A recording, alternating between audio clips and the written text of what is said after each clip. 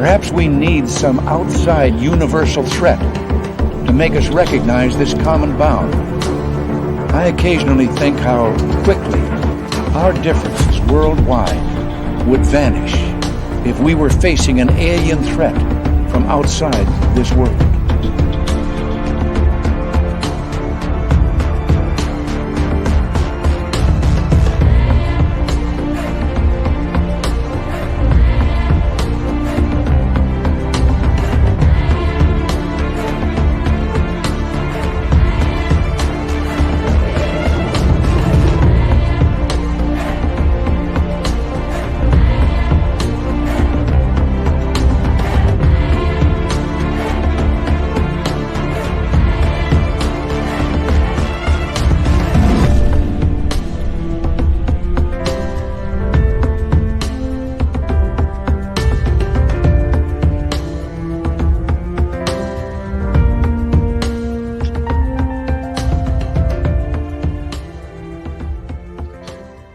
Good evening and welcome to Spaced Out Radio tonight. My name is Dave Scott, and it's a special night tonight as we have the lovely and talented Varla Ventura from varlaventura.net coming on in to talk Christmas monsters, legends, folklore.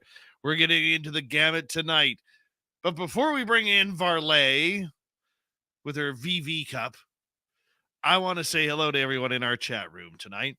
We got Race Fan in the gold medal position. Michael Morris taking home the silver. Penny Van with a strong bronze medal tonight.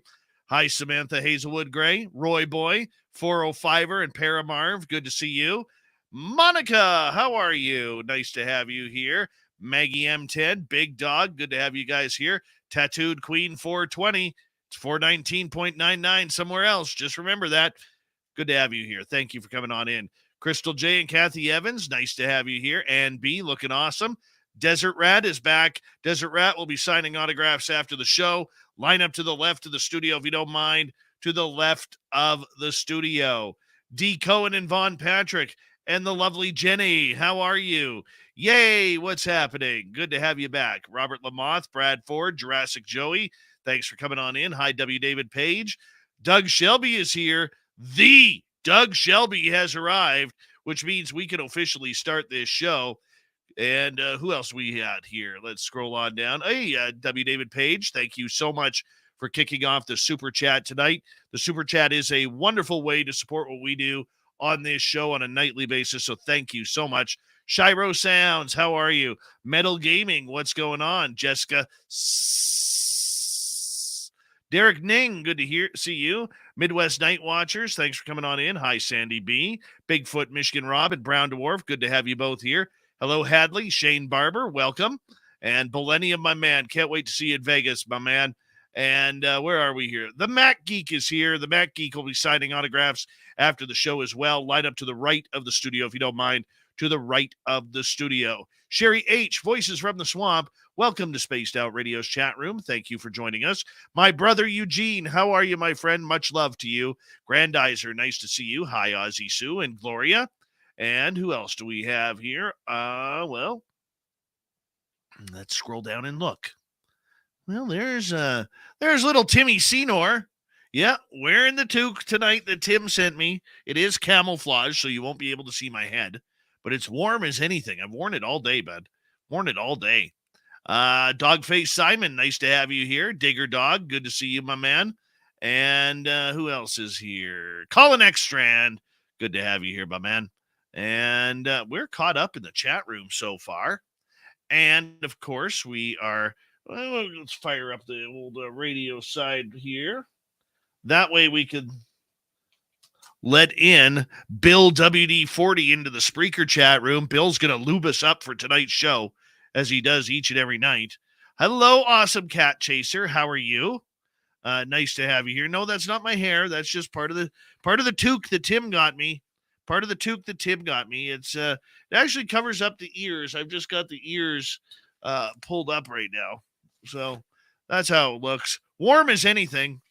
It's a good call, little Timmy Senor. It's a very good call. Tracy Scott, good morning to you in the UK. Can't wait to see you in Vegas. And what else we got here? I don't know. There's Bill WD-40. He's lubing up the chat room right now, spraying the WD-40 everywhere. I got scared. I didn't think Varla was going to show. I got scared. Yeah, it was a close one. It was by a red hair, that's for sure. You know, we got 20 seconds. Chat room looking good, everyone. Don't forget to give us a thumbs up, thumbs down, and hit subscribe if you are brand new. We'd greatly appreciate it. Our store is open on our website, spacedoutradio.com. Super chat is open. Hi, Kanga Anon. Horns up. Let's rock this.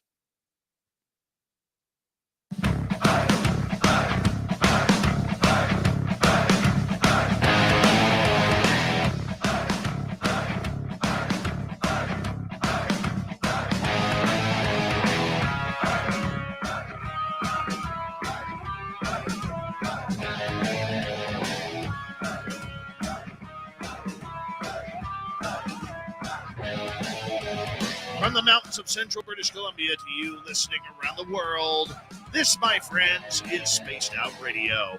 I am your host, Dave Scott, sitting in the captain's chair of SOR headquarters. We welcome you to tonight's show on our terrestrial affiliates around North America, digitally on Odyssey Radio, Talk Street Live, and KPNL. All of our archives are free. Join us at youtube.com/Spaced Out Radio. Do old Davey the favor, hit that subscribe button. You can follow us on Twitter at Spaced Out Radio, Instagram at Spaced Out Radio Show, and on TikTok at Spaced Out Radio. Our website is spacedoutradio.com. We have a plethora of features for you. Rock out to Bumblefoot, read the Newswire, check out our swag as well. Tonight's show is brought to you by Chive Charities. Help make the world 10% happier by listening to Chive Charities today. You can find them on our website. We got a great show for you tonight. The Queen of the Cryptids, Varla Ventura, is back to talk about some spooky, crazy, unbelievable Christmas stories and Christmas monsters. Then in hour number 3, we're going to go to the swamp. Super Duke's here for the Cryptid Report, and I've got the Dave 101 a little bit later. All right, Varla Ventura is one of our monthly guests that we bring on this show, where she, who we call the Queen of the Cryptids, comes on in and talks about the darker side of the monsters among us. Varla is an accomplished author. You can find all of her books at any major bookstore. Her website, varlaventura.net, as we look to bring Varla in here with a Merry Christmas to Varla. Hey, and right when you said that, I pulled the peace card. So there you go. Nice. I'm running late and I didn't pull all the cards right before. I barely got the candles lit. And then I was on the wrong thing. And, you know, here I am. Hi. Hi. Merry Christmas. Thank you. Merry Christmas. Good to have you here, Varla. And you know, you have a legitimate excuse. Your son had hockey tonight. Yeah, and they won. You know that will always pass with me. Yeah. That will always pass with me. Why are you late, Varla? My son was at hockey. Okay. And the roads were like, they weren't as horrible as they were. Everyone said they were going to be, but they weren't fun. You know, there were a few cars off on the sides every few miles. So I chalk that up to overzealous teenagers, though. Not, of course you knew. Not hockey moms with four-wheel drives. I know the feeling. Oh. By the way, last night was my son's last hockey practice before the Christmas break. Uh-huh.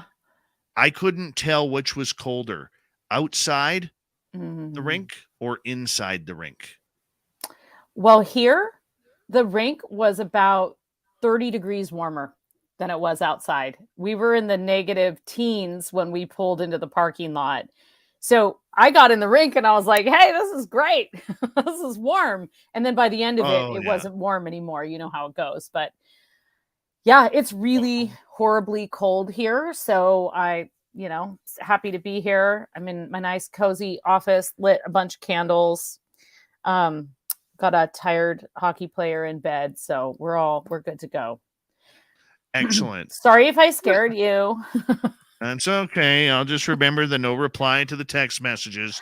You know what? Okay, wait. No, I left my phone in the car and I went back out to get it and it was so cold. It was frozen.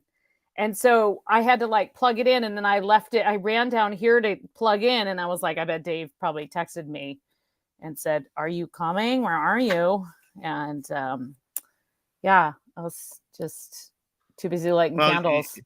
you put a smile on my face because you're here and we get to talk monsters all night long, which is always awesome when we get that opportunity to talk with you. But before we go any further, what are some of Varla Ventura's Christmas traditions? Oh, let's see. What are my Christmas traditions? Well, I love chopping trees down, actually. I know that's not like particularly ecologically friendly, but I love going out and chopping a tree down with my son. And the tree farm that we always go to actually names all the trees after famous people, but frequently it's someone you've never heard of. I mean, like our tree was named, um, it was named Raphael. Oh, what was it? Raphael Peale. Turns out Raphael Peale was this like really famous artist who was kind of the first artist to ever be known for painting still lifes, but I had never heard of him. And Raphael Peale was growing like in between Obi-Wan Kenobi and Wilford Brimley on the tree lot, you know? So we chose Raphael, and then so the tree farm has all these different names, and some of them are people you might recognize and some of them aren't. So that's kind of a fun thing every year, is just to figure out who this person is. And then the other fun thing that we like to do is there's a store in our town, like in the shop local. There's a store in our town, and we get a group, or either a group of friends or family, who it depends on who's here, and we all take $10, and we have like under an hour, and we have to go in the store and find. You pull the name out of a hat, just depending on. So you kind of randomly get a person, and then you have an hour or less to go in and find a present for this person with the $10 in your pocket. And it's just kind of like a scavenger hunt, sort of fun little deal. So, yeah. Oh, that's always fun. That's always fun. Over here at the Scott household, we used to get real trees. That was until the people who had the only tree farm in town decided that they were getting out of the tree business. And they just let their trees go to hell, and no pun intended. And they just weren't very nice. So like we were literally forced to go and buy a fake tree, which we did last year. So Because this you is didn't year want to number pay 2 this week. $175 to saw your own tree down in the cold. No. Number one, I bring my chainsaw. Number two, the trees up here are like $20. Oh, wow, that's nice. Yeah, I'm not paying Yeah, no, $175 for the a tree tree. farms here have become like fewer and farther between, I guess. There was quite a drought here for a couple of years, so it really impacted them. And now they're in this habit of like making a reservation, but the reservations are all, in the middle of the week when the kids are in school. And it's like, well, I'm not going to go out there by myself. That's not very fun. So, it's become, it used to be you just pick one and drive out to it and show up, and, they hand you a really dull saw and you just go for it. Part of the experience. But, Oh yeah. You know what though? I had a real emotional moment the other day. As you know, my mom has been ill, and my mom is now in a home, and my dad, I mean, my parents are on a limited budget, and my dad was like, geez, mom's not going to be here. We're going to have to go get mom from the home. And, I really want to get the kids some. And I said to him about a week ago, I said, Dad, 50 years of gifts. You've kind of done enough, and he was crying. He was crying. It was hurting him. Right. And, and I said, Dad, you know what? Just don't worry about gifts for us. We're old enough. We can support ourselves and all this. Just come have a good time and all that sort of stuff. And he's like, yeah, okay. I'll take care of that. I'll do that. Blah, blah, blah. So anyways, long story short, this past Sunday, I go into this store that in town. It's called a Red Apple. And it's kind of like a cheaper version of Walmart, but it's what we have here in our town. And anyways, so I get some little stuff, for my grandson, and I'm looking for my boy, Yeah, and grandbaby. pick, I pick up some socks, right? And get to the register, and this lovely young lady behind the counter, she sees me put a bunch of socks on the counter, and she's like, "Oh, socks, the greatest Christmas present ever. You can never have too many socks." And it punched me right in the face what she said. And I looked at her and I said, "Oh my God, this is the first Christmas that my mom won't get me socks." Aw. And I started getting emotional right there. I said, "My mom isn't," I said, "Don't get me wrong. My mom isn't dead. But she's in a home now." And I said, "This is the first Christmas without socks." And I started to weep up in there. And she's like, "Oh, I'm so sorry. I didn't know." I'm like, "Honey, you just brought together beautiful memories." I said, Mhm. "That's what you did. And I'm very thankful that you recognize the importance of something so, you know, limitless like socks." Yeah. And so I call up my dad the next day and I'm like, "Dad, I know what you could get us." And he's like, "What?" I said, "Just go buy socks.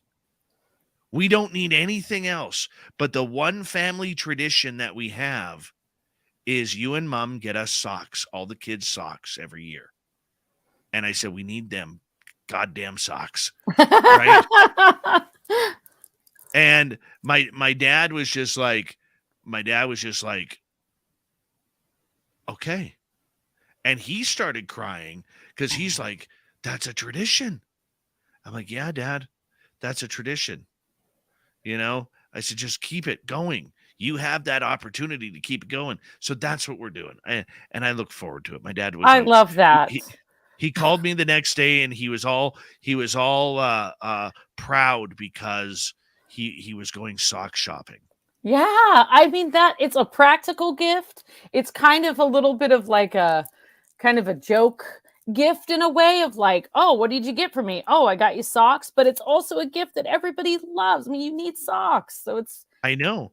And it's amazing because about 28 years ago, we were all sitting around my parents' house. My sister and her husband were there, and none of us had kids yet.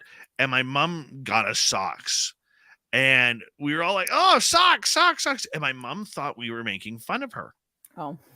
So the next Christmas, there was no socks under the tree. So we're all looking around, and, Where's our and socks? my mom's name is Phyllis, and we're all like, "Hey, Phil, where's the bloody socks?" And she's like, "You all made fun of me last year for getting you socks." So I thought it was just a joke and I wasn't wasting money on a joke present. We're like, "Mother, like we look forward to the socks every year." And she's like, "Oh my God, I didn't know. I thought you guys were being cruel." And I'm like, "No." Oh, your poor mom suffered that whole year without I knowing know. that.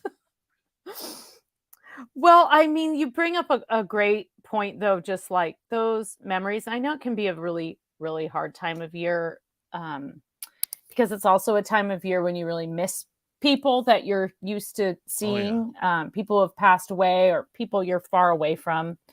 And so that can be really an emotional part of the holidays that is kind of glossed over with cheerful music and things like that.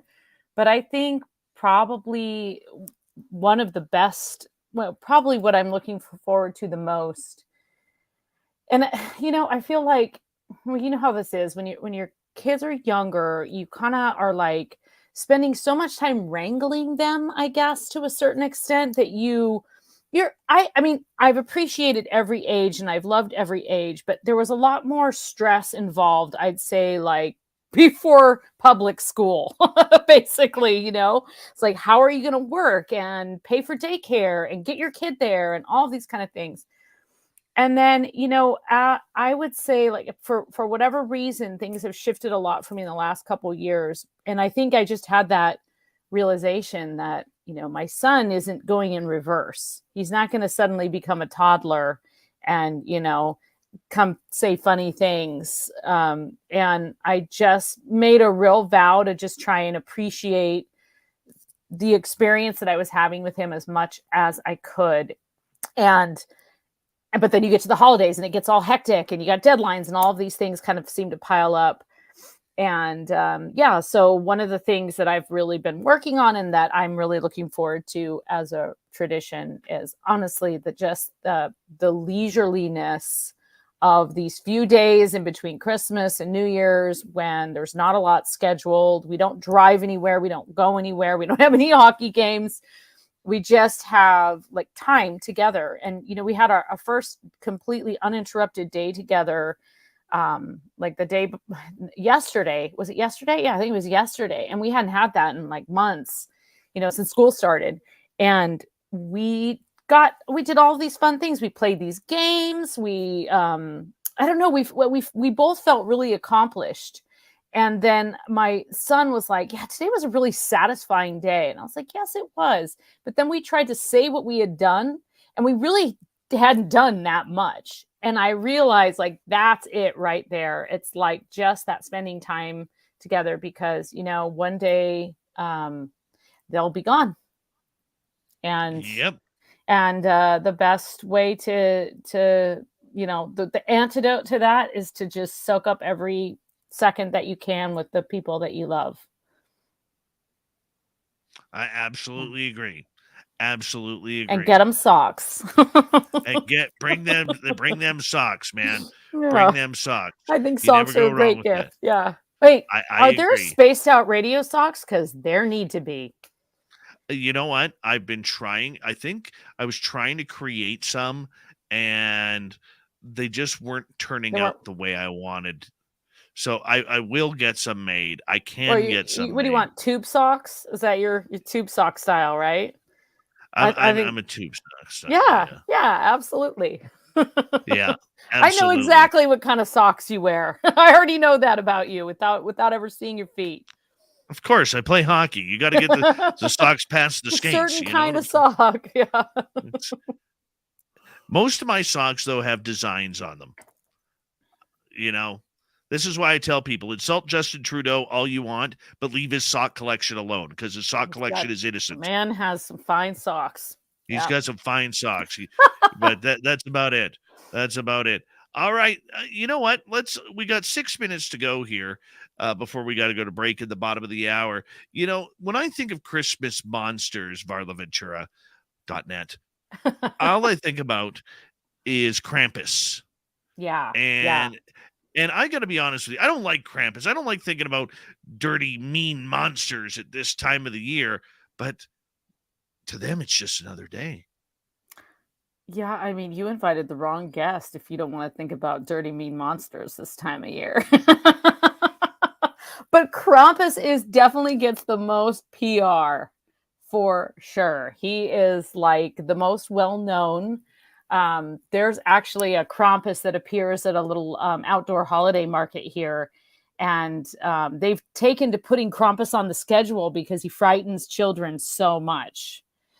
Now, he doesn't here in the States, we don't just snatch children up out of a crowd to but back in the day, during like the Christmas parades, there'd be someone dressed as Krampus, and they would legitimately snag someone and run around the whole village with this screaming child. So I think there's layers of trauma involved with Krampus for a few generations, but he goes back really even further than, we go back into pre-Christian times when we have a whole host of pretty fabulous goat-footed creatures that gallivant at night. And before we dive too deep into all of those creatures, it's important to remember that this time of year, and we talk about the magic of Christmas, but this time of year is traditionally known to be a time of high magic. So whether you're going for the holy aspect of magic, or you're recognizing a ritual on the solstice, there's a lot of cross-cultural beliefs about the magic of this time of year. And I'm not just talking about oh, some like whatever story from the Bible about a star appearing in the sky. I'm talking about the idea that very strange things are afoot. And this includes a time when the veil is extremely thin as we approach the darkness, right? The darkest day, the longest day of the year, which we just had, but today felt just as long, in my opinion, just as short, and the night just as long. Um, as we approach this time, it's thought to be a time much like Halloween when the veil is very thin. And so ghosts and little ghoulies and spooky things can cross through. And the 12 nights of Christmas, which appear in so many, in the 12 days of Christmas, they appear in all of these carols and stories and things. They're really the 12 days leading up to Christmas, in which like magic and that veil is at its thinnest. And, in Roman times, the 17th through the 23rd, roughly, of December was Saturnalia, which was a celebration of the god Saturn, who incidentally goes in the category that I like to call gods that also look like Santa. And he completely appears as this wizened man with a long beard, and talks about the passage of time and death. But there are all of these celebrations around this time, and there's a lot of interesting things that can happen. Animals start to talk if you're caught out in the darkness on one of the 12 nights, in particular on Christmas Eve. At midnight on Christmas Eve, if you draw water from a well, you may draw blood instead. All kinds of like really intense things that can happen, much like we're told can happen on Halloween, on Samhain, Really? right? Yes, it's a very, very magical time of year. So that is why there are so many strange creatures and traditions, many of which have kind of fueled our more modern view of Santa, especially here in North America. We have kind of an amalgamation of so many different cultures and their beliefs and all of these different like creatures. So Krampus is among them, but there's a whole host of others, and each one of them has a little bit of, or I should say Santa, as we know him, has a little bit of all of these beings in him. There's origin stories there. So and we'll see those all kind of come together tonight as we just go for it and get into all those. They're not all scary though. There are some nice ones. I'll save the nice ones for a little later. That way you leave on a high note, I appreciate you. I appreciate you. But I mean, when I was growing up as a kid, the only thing that I was scared of was getting coal from Santa Claus. I wasn't worried about getting kidnapped by Krampus or anything along those lines. It just didn't play well with me. I didn't really learn about Krampus until I was in my 20s living in San Francisco, and there was a bar that would have Krampus knocked on, like, I think it's January or December 5th. And so I was like, what's this? There's this devilish looking creature with holding a child and a sack of presents in front of a Christmas tree on the poster. So I was like, what's this? I got to go to this. This looks interesting. And that's this particular bar. I don't know if they still do it because I think the bar doesn't exist anymore, but they would have this whole celebration and somebody would be dressed as Krampus and they would run through and they would snag someone, but it was usually be a friend, that knew it was going to happen, and they would come and like steal them. So yeah. Wow. Good time. Varla Ventura. This is why we bring her in for the weird and strange. She is the queen of the paranormal darkness. And we love her around here, varlaventura.net. You can find all of her books at any major bookstore. We continue with Varla right after this.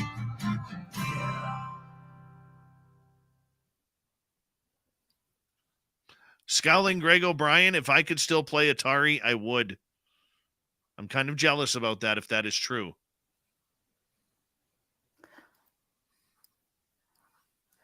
How's Varla Ventura doing? Great. I'm doing great. I might go run and grab my phone that's charged now in case you need to text me anything during the show. No, I How are don't you, usually need- Dave? I'm doing good. I've had a stressful day. I'm sorry I added to that stress at the very end there. Because if I had my phone, I would have said, I'm on. I just went to the wrong link because that's what happened. Oh. First, I went to Skype and it was like, oh, duh, it's not on here. Then I went to Facebook and then I clicked the old link and I was like, oh, there's nothing happening. Did I do something wrong? And then I looked up at the top and saw the title of the show and realized it was the last link and the link was underneath it. So it took me about 5 minutes to get through all of that. Mm-hmm. I know. I was like so proud of myself for getting home in time and everything. And the bad roads. I was like, oh, I got this. Yeah. No, I woke up this morning. I did a great interview. Thank you, Bigfoot Michigan Rob, for having me on his show earlier today. Ooh, cool. And then from there, while I'm doing the interview, my contractors come over because they're finishing up my ensuite. Oh, aren't you fancy? Yeah, so you have to go down the hall anymore, huh? Yeah, so I don't have to go down the hall for my ensuite. So I can officially poo in my own bathroom now because there's a new toilet in there. So I'm pretty happy about that. And yeah, so moving on from there, they were putting in the bathtub that I got. Well, my bathtub is supposed to be made for 2 people. I was sold on the fact that it was made for 2 people because I like a big tub. Okay. I like to sit and relax and stretch out in a tub. And then I look at it. I said, that's the wrong tub. Oh, no. Oh, come on. No. Well, this is the tub you ordered.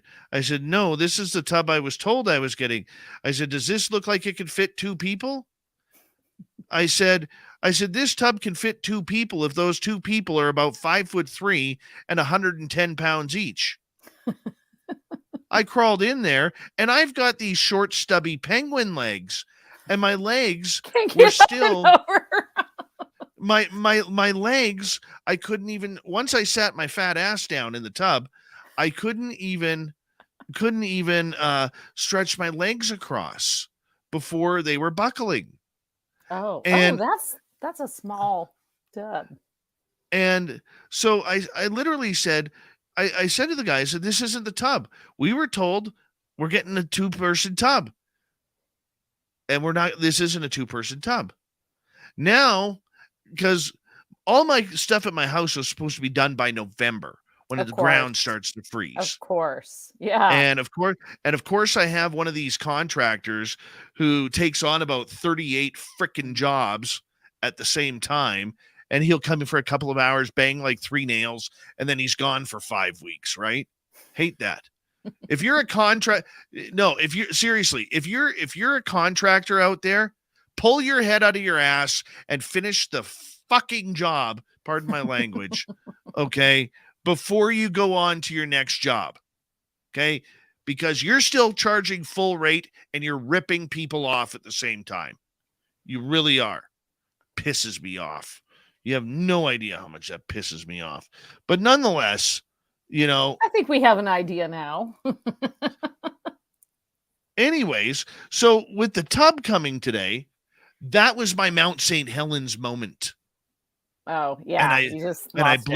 I blew my stack. Okay? I blew my stack today. Yeah, believe it or not, people, Dave gets mad every now and again. Dave has a limit. I do have a limit. Hi, Adrian Tobin. How are you? Welcome to SOR chat. I'm not typing them all in. Wait, seriously, I have to show you something to make you feel really good. I just pulled this card.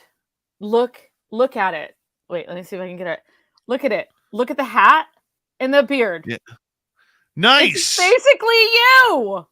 That is awesome. The high priest. I know, right? I couldn't believe it. I did it while you were talking too. Oh, so nice. Cool. So cool.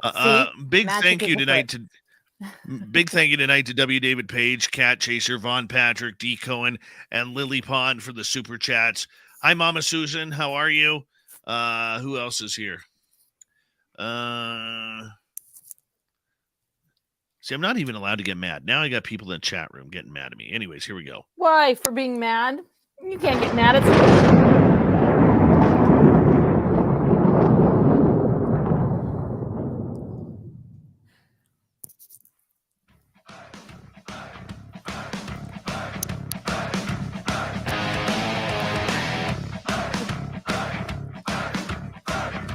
Second half hour of Spaced Out Radio is now underway. Good to have you with us. My name is Dave Scott. Very much appreciate you coming on in. Want to remind you that if you've missed portions of this show or others, check out our free archives at youtube.com/Spaced Out Radio. Do old Davey the favor, hit that subscribe button. Our website is spacedoutradio.com. We have a plethora of features for you, including rocking out to Bumblefoot, reading the Newswire. Check out our swag as well. Follow us on Twitter at Spaced Out Radio, Instagram at Spaced Out Radio Show, and on TikTok at Spaced Out Radio. Varla Ventura is here once again. VarlaVentura.net is her website. You can find Varla Ventura's books at any major bookstore across North America or on places like Amazon or Barnes & Noble. And we're always loving it when she is here for her visit one time a month for Our Cryptid World. But this time we called it Our Cryptid Christmas. Varla, welcome back. Why, thank you. I love being You're here. very welcome. Very, very welcome. Anyways. Ooh, that was a good voice. Just for the audience to know, Varla Ventura will be one of our special guests at our Vegas event for the second annual Las Vegas Fan Party. And she will be hanging out, being part of our live show, and she's going to be bringing some books down. So if you want to get a book off of her, she'll autograph it there for you. And I'm so looking forward. I'm only bringing two, though, so, you know. Bring three. I'm kidding. Just three. Just three. I'm going to bring one whole half of my suitcase is going to be books, and the other half is going to be bling. And by bling, I mean black. Yes. And Varla and I are going to get tattooed in Las Vegas. Oh, yeah. We're going to get the Spaced Out Radio owl, I believe. We Isn't are. That what yes, we're doing? we are. Yeah. We are. We got to figure out where. Doesn't matter. 24-hour tattoo parlor in Vegas. Yeah, we got to go off the strip though, because I can do a little research. Yeah, I'll leave that to you. Yeah. So we are getting tattooed though. Okay. So if you want to get tattooed with us, you got to come to Vegas for the fan party. And info at spacedoutradio.com. Info at spacedoutradio.com. It's $60 a person, $100 if you want a VIP. So pretty good deal for a weekend of fun. Pretty darn good deal. Come hang out with us, please. Just please be there. Please, for the love of God. Please, for the love of God, just Sign come have up. some fun with us. Come have some fun with us. Yeah. Anyways, right before the break, we were talking about Krampus, but you mentioned something about the 12 days of Christmas, not being really what we know it as. What's this all about? What's this? Interestingly, the way I first found out about the 12 days of Christmas being a time of high holy magic in folklore, other than my own experiences, and I think, most people know I was raised by a witch, so solstice was a big deal, of course. And basically Halloween just kind of carried over into Christmas anyway. We had, pumpkins and things on the little pumpkin lights on the Christmas tree. But I actually was reading a somewhat obscure entry in a journal that was published by Charles Dickens. And I think we all know Charles Dickens because he wrote The Christmas Carol, which is essentially a Christmas ghost story, right? And turns out he was actually really obsessed with Christmas ghosts. The paranormal a little bit, but more sort of like ghost stories. And this particular one was about a group of people who all went to stay in this abandoned house. And the idea was that each person stayed in the house and kind of like communed with the ghost of that room. And the way he did it was a creative fiction project, but the way he did it was to kind of lay it out, and he assigned out the different rooms, like here's the captain's room and here's the maid's room, and he assigned it out to different somewhat well-known writers of the time, including Wilkie Collins, who is known for The Woman in White, was a big deal short story stage play back in the 1800s, and he was a bit of a paranormalist himself. So anyway, Charles Dickens, he used to put out this thing called All Year Round, which was a journal, and there was always a Christmas edition of this, and totally cool. Like you can actually, if you do a little sleuthing, like there's a really wonderful site called Gutenberg, named after, of course, the original printing press, the Gutenberg Press. And it's an archive of public domain works that have been scanned in order to preserve them. And it's a little budgety. Like it's not going to be like, oh, you go on Amazon and get your Kindle version and it's like perfectly formatted and it's like turning a page. It's a little wonky when you get into the digital, the digital files there. But you can find a few of these Charles Dickens things called All Year Round. And so anyway, this was all part of a project. And in it, he writes this like pretty elaborate introduction, but the introduction isn't the creative fiction part. He writes about kind of why he is so obsessed with Christmas and why he thinks about Christmas ghosts. And it's really interesting. It's like if you were a Dickens scholar, it's a lot of insight into why the three ghosts show up in the Christmas Carol. And, why he would even think of ghosts at that time, because it was very common to think of ghosts at that time. Now, we know that we think of ghosts at this time because we're remembering people we've lost. And again, that can be a time that we associate Halloween with, like Day of the Dead. Dia de los Muertos is like a time that we sort of celebrate and remember the dead. But Christmas is a time when we also do that, but we do it in more of a sorrowful way and kind of more instinctively. So he was the one who said, yeah, the 12 nights of, there's the 12 days of Christmas, but it's the 12 nights of Christmas you got to be worried about, because you really are not to be running amok in the darkness during this period of time. There are goblins and ghouls and fairies and things that can snatch you into the night. And of course, there's frostbite and some other kind of like, there's darkness and just the temperatures drop, and obviously, it's dark. You might stub your toe on a rock or something. There's a lot of reasons you don't necessarily want to be wandering down a darkened path late at night. It's a time to come together, huddle around that hearth, light candles, try and kind of burn away the impending darkness. A lot of us feel a sort of impending darkness and malaise or doom or seasonal affective disorder, whatever you want to call it. It does. It's a fact that it affects people, and the pressure of that kind of pressure cooker of like all of the Christmas stuff you're supposed to do can kind of send you over the edge. But this is a time when literally the veil is so thin that ghosts pass through. And so our instinct to think of people who aren't with us anymore, especially loved ones, are, a time to really like invite those ghosts in, I guess, and let them sit by the fire. So Dickens was totally obsessed with these, and he was the one who wrote this thing about animals. Being able to hear animals on Christmas Eve, being able to understand them and hear them speak. But the greatest part about it is that it wasn't a positive thing.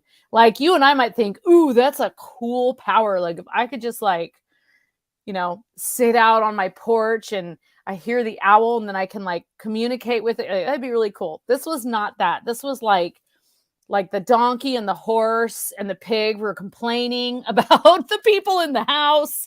And it was just sort of like this thing where you realize that they're a little bit evil. Like they're kind of plotting against us, whatever. Pigs will eat humans. So, just to go down that road. So yeah, so the idea of that, I kind of stumbled upon that and then started putting some pieces together from different celebrations around this time of year.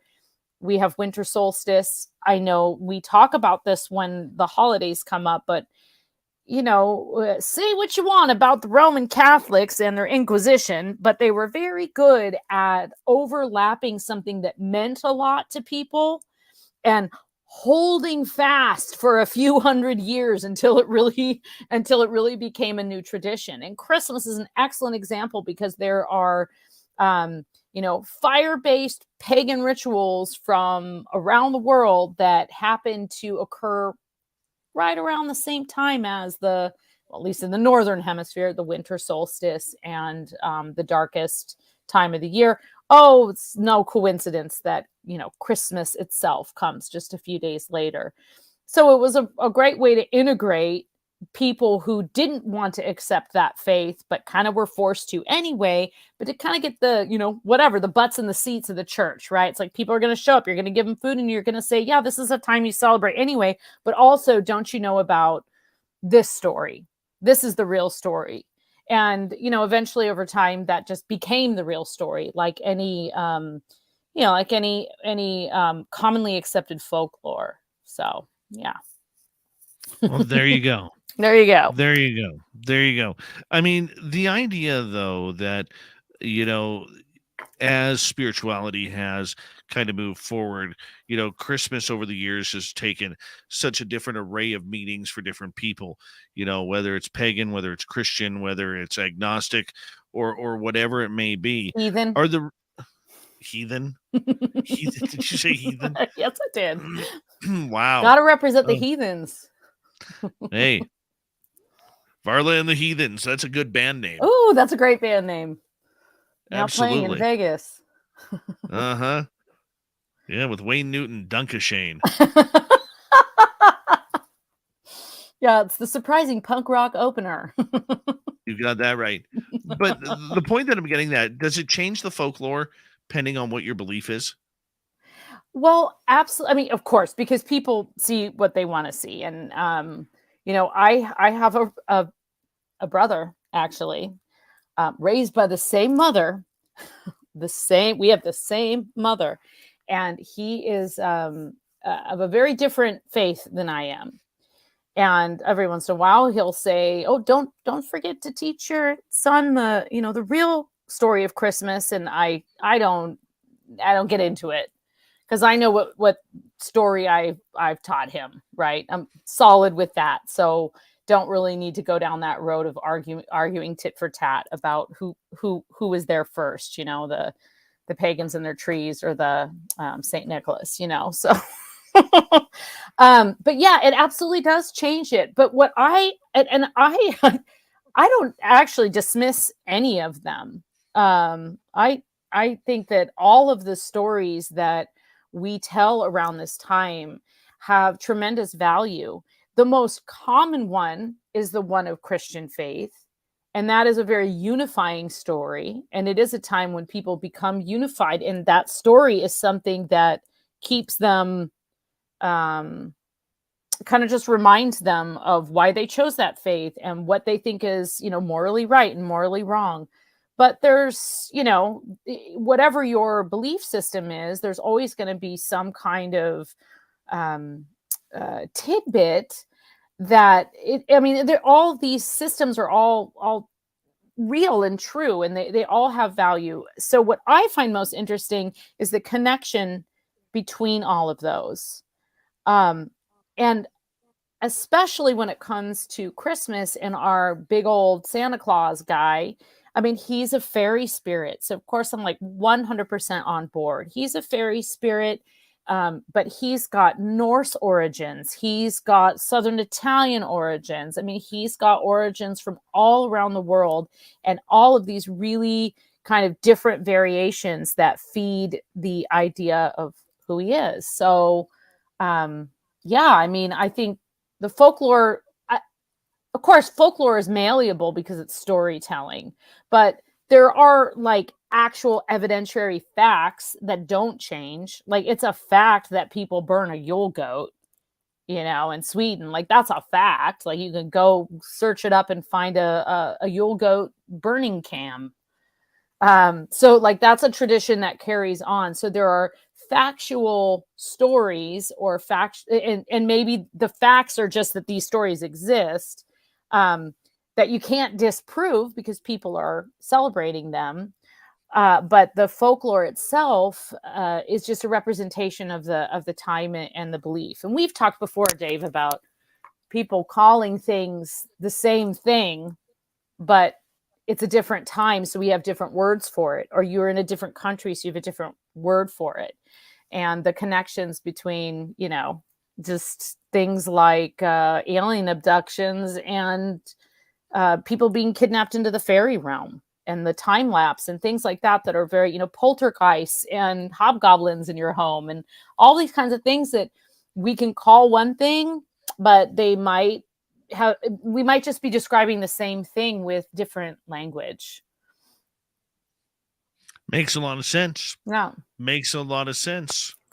So, in regards to Santa Claus, let's talk Santa Claus here for a little bit, because believe it or not, I'm still a big believer in Santa Claus. I so believe in Santa Claus. He's the realist.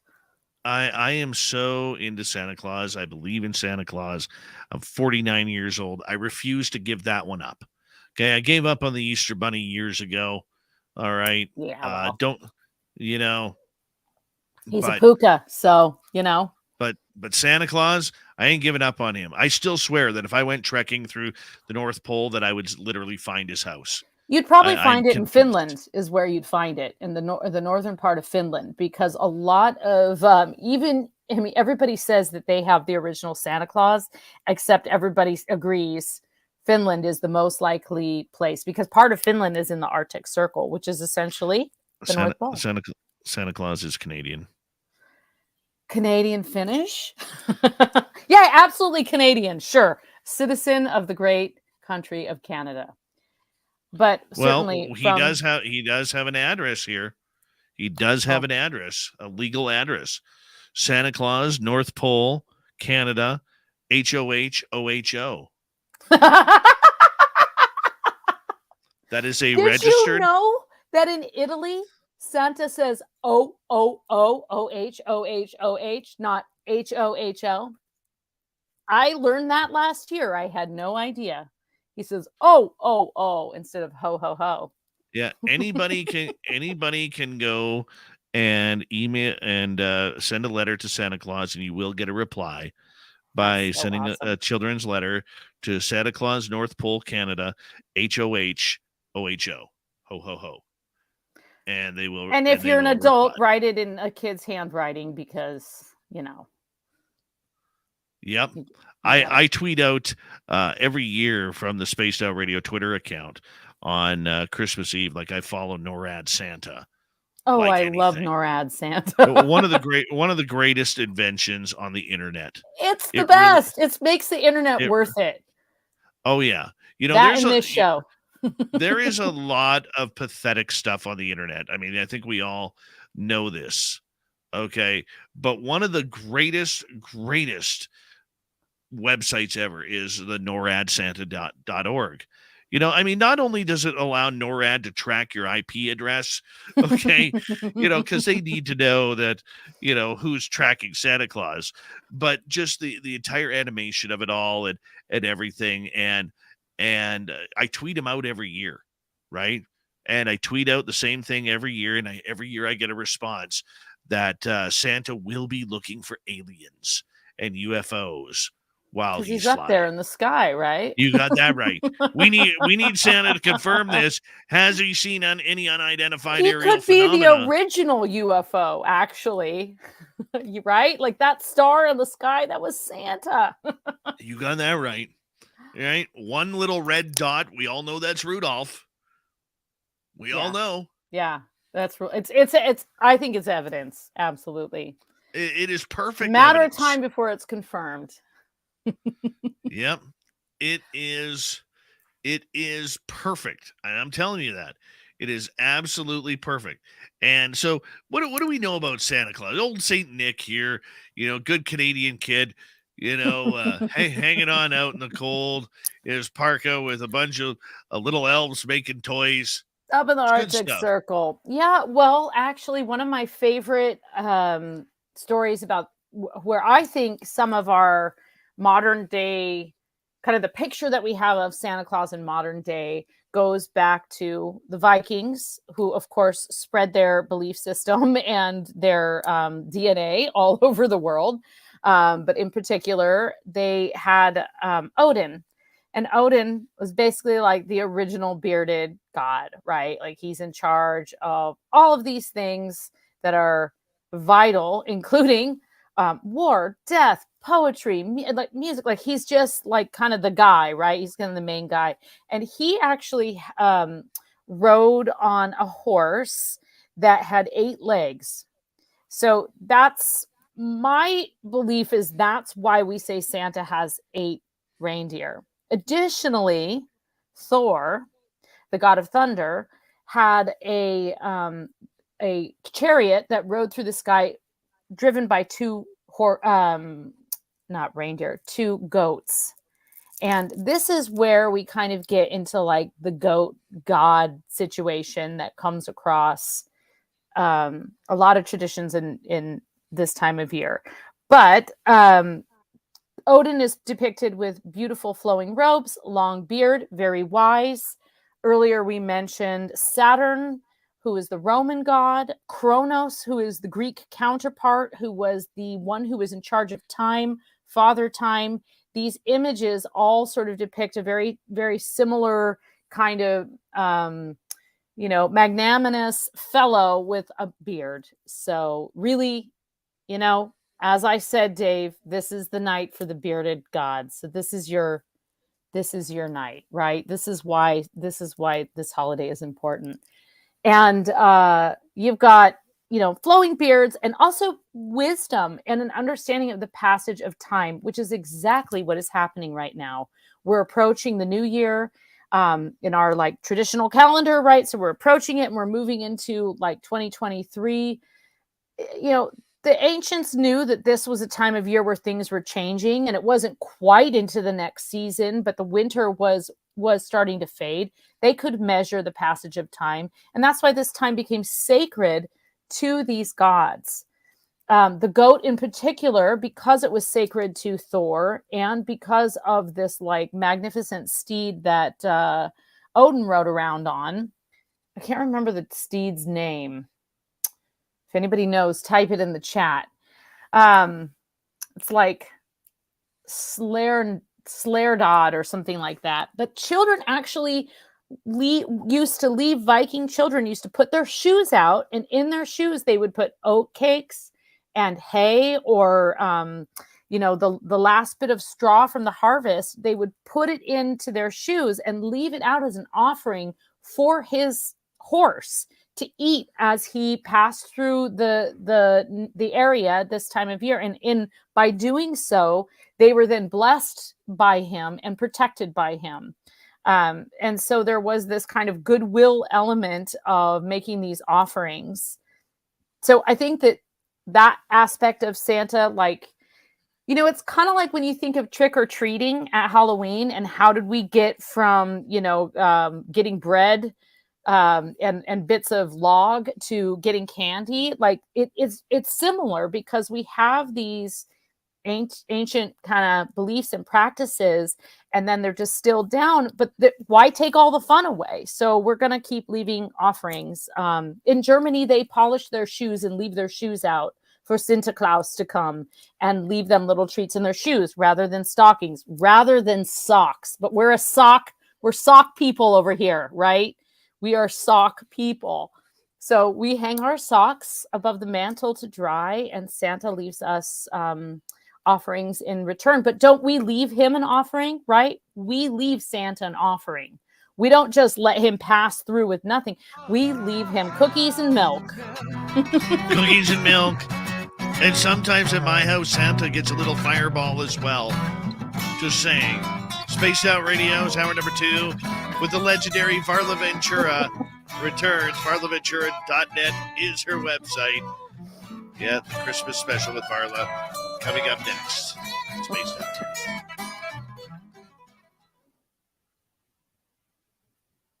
Woohoo! Yeah. Oh, you got a little Yukon Cornelius thing going on, huh? A Bumbles bounce. Wahoo! Love Yukon. Yeah, he's pretty Nothing. great. Figgy Pots, what's going on? Nothing. Figgy Pots.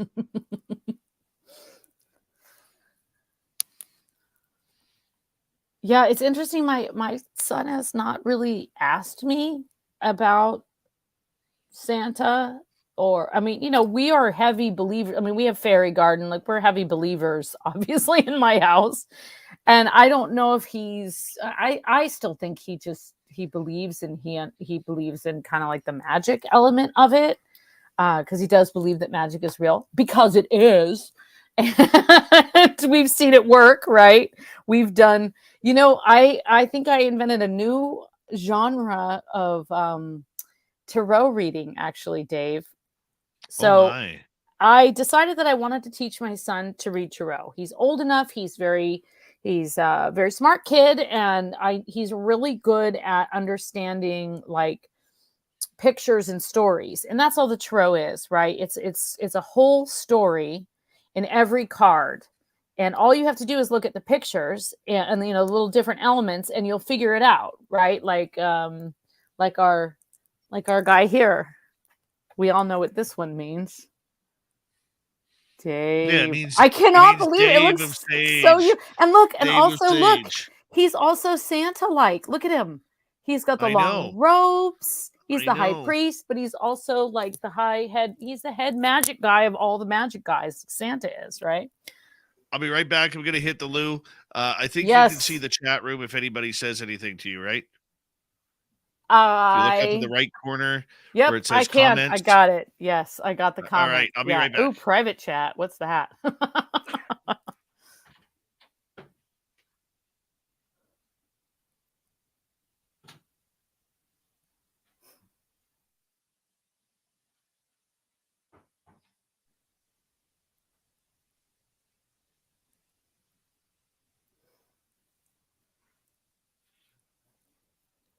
Ooh, everybody's taking a break.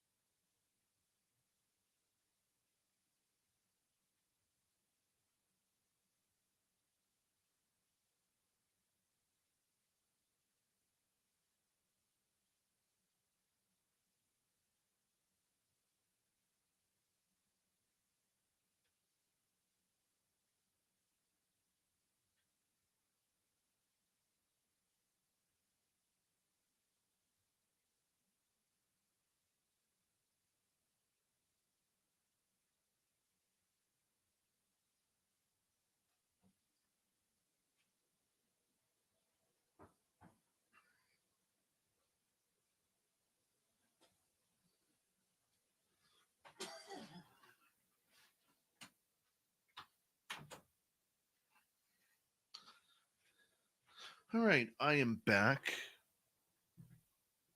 Of course, my phone cord disconnects.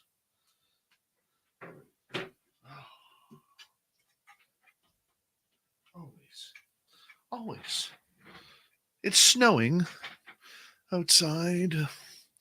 Good. It's minus 19 and snowing here. I think you put your microphone on mute, or did I? Nope. You did. That was me. That was you. Hi, Thurston Howell III. Let's see here.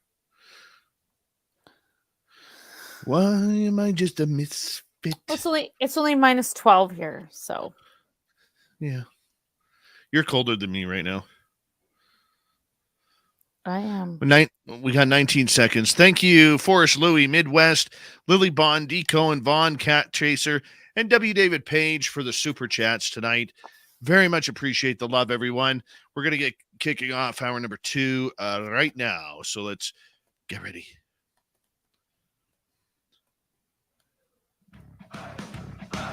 You're listening to Spaced Out Radio with Dave Scott.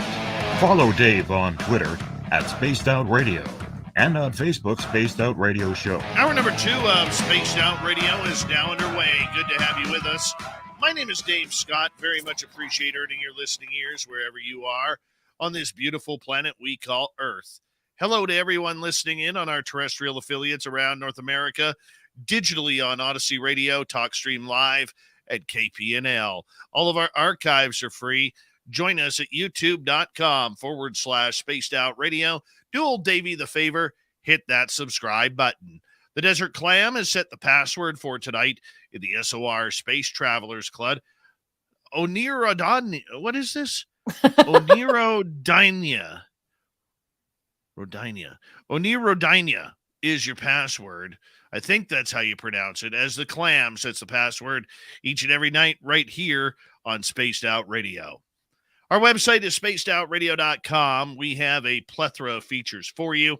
Rock out to Bumblefoot, read the Newswire, check out our swag as well. Follow us on Twitter at Spaced Out Radio, Instagram at Spaced Out Radio Show, and on TikTok at Spaced Out Radio. We continue on tonight with our good friend Varla Ventura. VarlaVentura.net is her website as we continue on with our creepy cryptid Christmas stories. Varla, welcome back.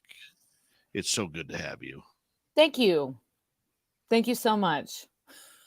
Right before the break, we were talking about Santa Claus. Yeah, it's all Santa all night.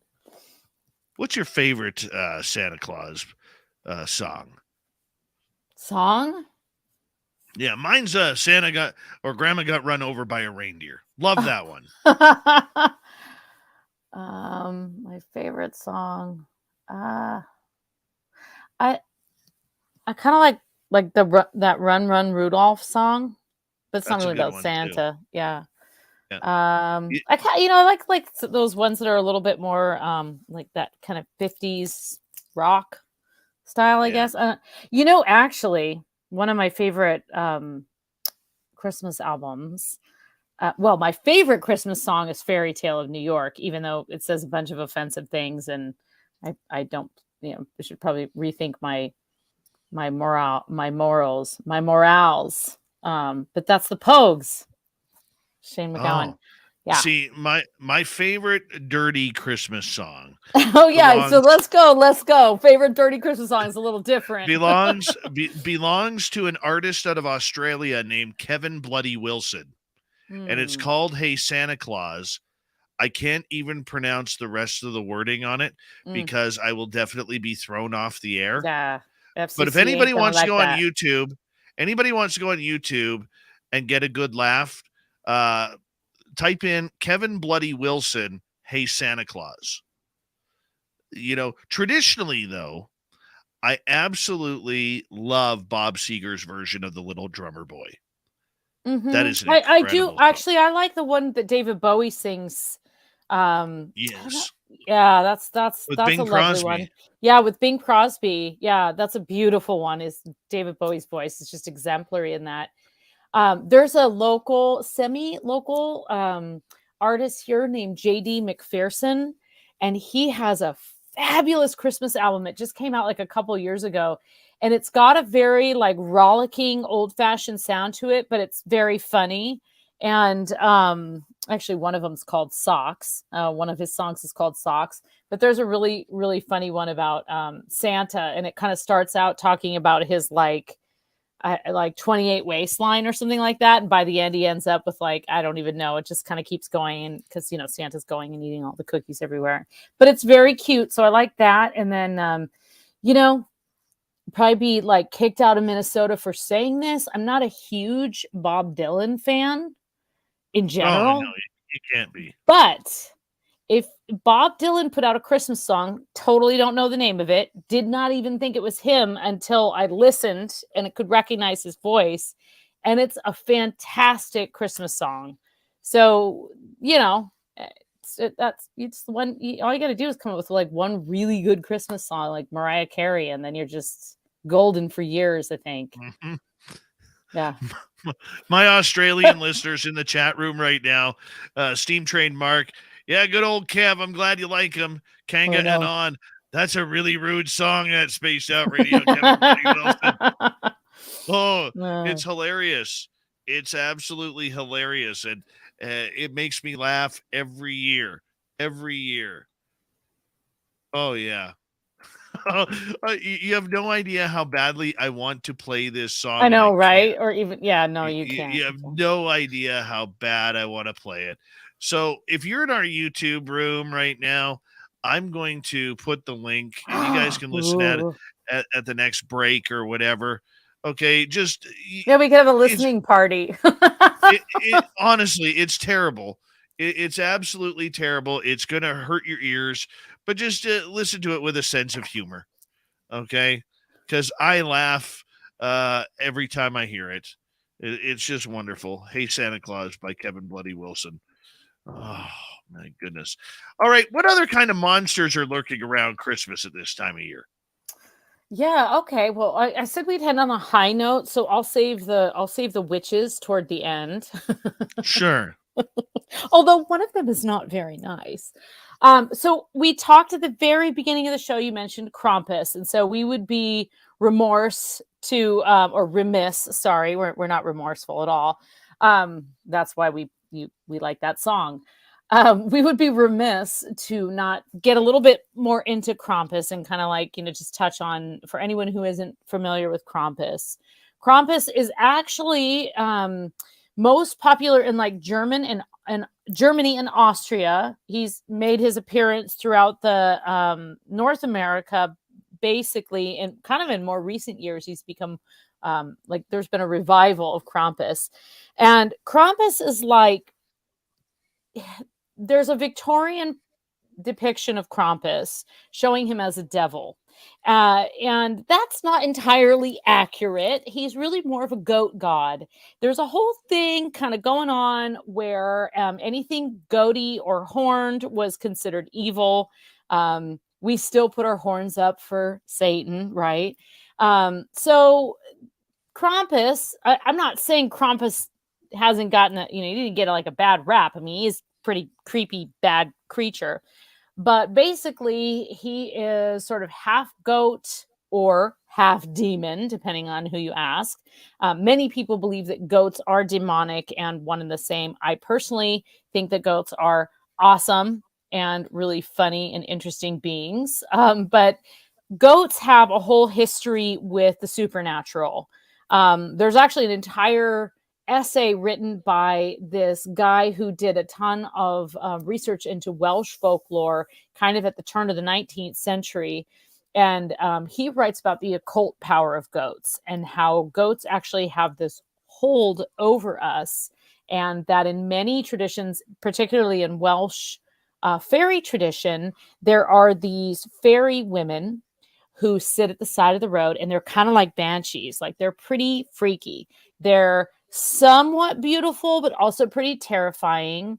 And they basically sit and wait for passersby.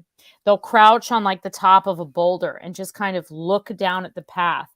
And then when there's somebody out when they're not supposed to be in the dark of the night, they'll leap upon them and like, rip them to smithereens. So banshees are a little gentler compared to these.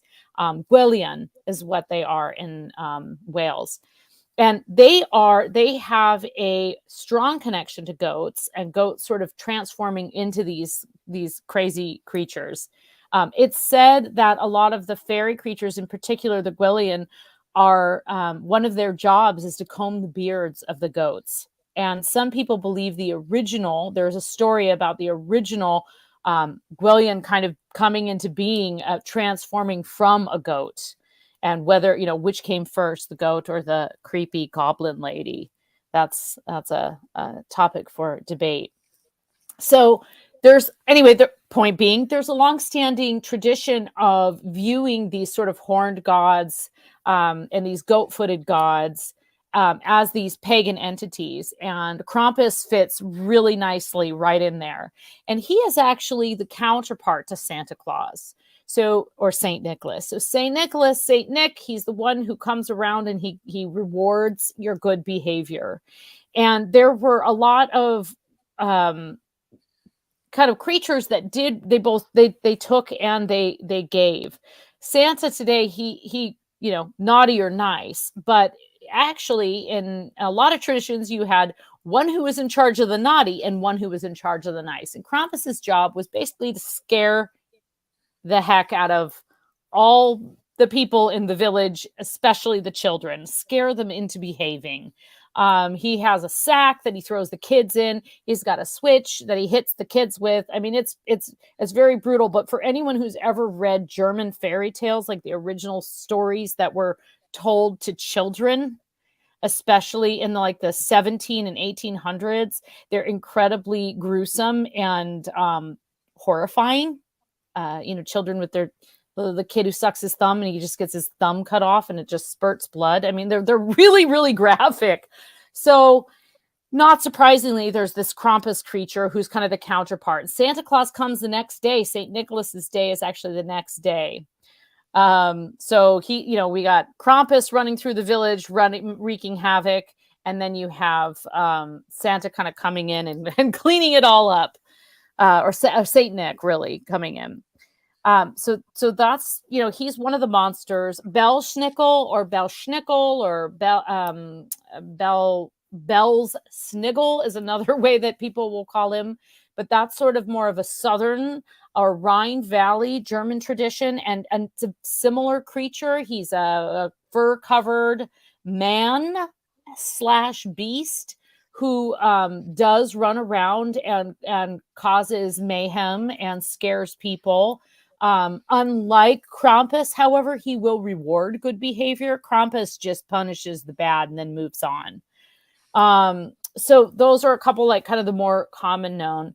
One of the freakiest ones, I think, is the one that you see in a lot of the Southern European stories and in Greek, and a lot of the Greek kind of Christmas myths. And that's I'm going to probably totally ruin how you say this, but it's Kalinkansaro or the Kalinkants. And they basically live underground all year round, except, you guessed it, the 12 nights of Christmas. That's when they come out from their underground lairs and they walk around and try and basically rip your guts out. They're not nice. They're not oh, you did bad, we're going to smack you on the hand, or we're not going to leave you a lump of coal. They actually cause massive human destruction. And so it is frowned upon to be out at night during those sacred nights. And, you could argue this is crowd control, right? These guys are crowd control, keeping people where they're safe. But yeah, they're very brutal. So basically they're these demonic half human, half, or whatever. They're not even half. They're human hybrids with something kind of demonic and something very animal-like. They take a lot of forms, frequently depicted not unlike Krampus, sort of just a heavily, very furry and heavily coated creature with hooves and snarly teeth and sometimes giant horns. And these guys are pretty brutal. Like I said, they don't really hold back, and actually are sometimes blamed for like earthquakes and things like that. But it's just during those 12 nights. And then actually another set of some of my favorite are the Icelandic Yule lads. And so, and then I'm going to have to like read you all these names because they're really, I think, really fascinating. Please and do. Funny. Yes. Okay. Please do. So you've got, the story is there's basically there's a witch in Iceland, and her name is Grulja, and she lives in the mountains in Iceland, and she has 13 kids, 13 boys, and these Grulja, she'll go out on Christmas Eve and she'll look for misbehaving children to throw into her cauldron. In a nice kind of like more updated, possibly slightly more Christian version of the story, she only boils children who don't repent. So I guess she has a soft side, but she's got. Oh, that's nice. That's nice. Oh, you're sorry? Okay, out of the hot molten lava. So she's got these Yule lads, and they are, I think one of the things I love the most about them is I had heard of like this Icelandic witch, and I'd also heard of the Christmas cat, which is a giant black cat that roams around on Christmas Eve. There's a tradition in Iceland that everybody needs to get a new piece of clothing for Christmas on Christmas Eve. And if they don't receive that, this cat roams around all of Iceland and will actually like eat you and kill you if you don't follow that one Christmas rule. So I had heard of the Christmas cat, but I was actually at an event where my son's school, and there was a little girl in this kind of sea of kids who had done her entire like presentation on the Icelandic Christmas trolls. And I was like, can we just talk about this a little bit more? Like, how did you find out about this? So these are the Yule lads, and basically they're kind of impish, they're kind of destructive, they're kind of depicted as like these goblin-like man hybrids, right, that are the children of this witch. And each one of them has their own night of Christmas, their own night leading up to. So there's 13 of them. So it's the 12 nights of Christmas and then Christmas.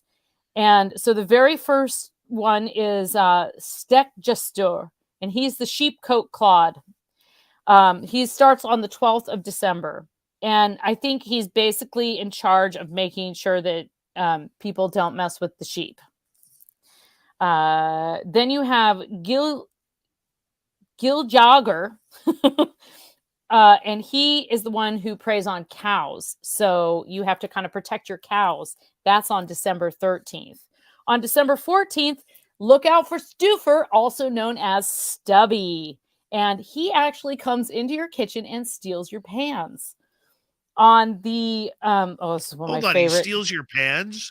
Yeah, he steals your pans. He steals pans right off the stove, and then they're gone. Pans or pans? Like cooking pans. Like cooking pans. Yeah, because now we're getting into all of there's no pant stealing.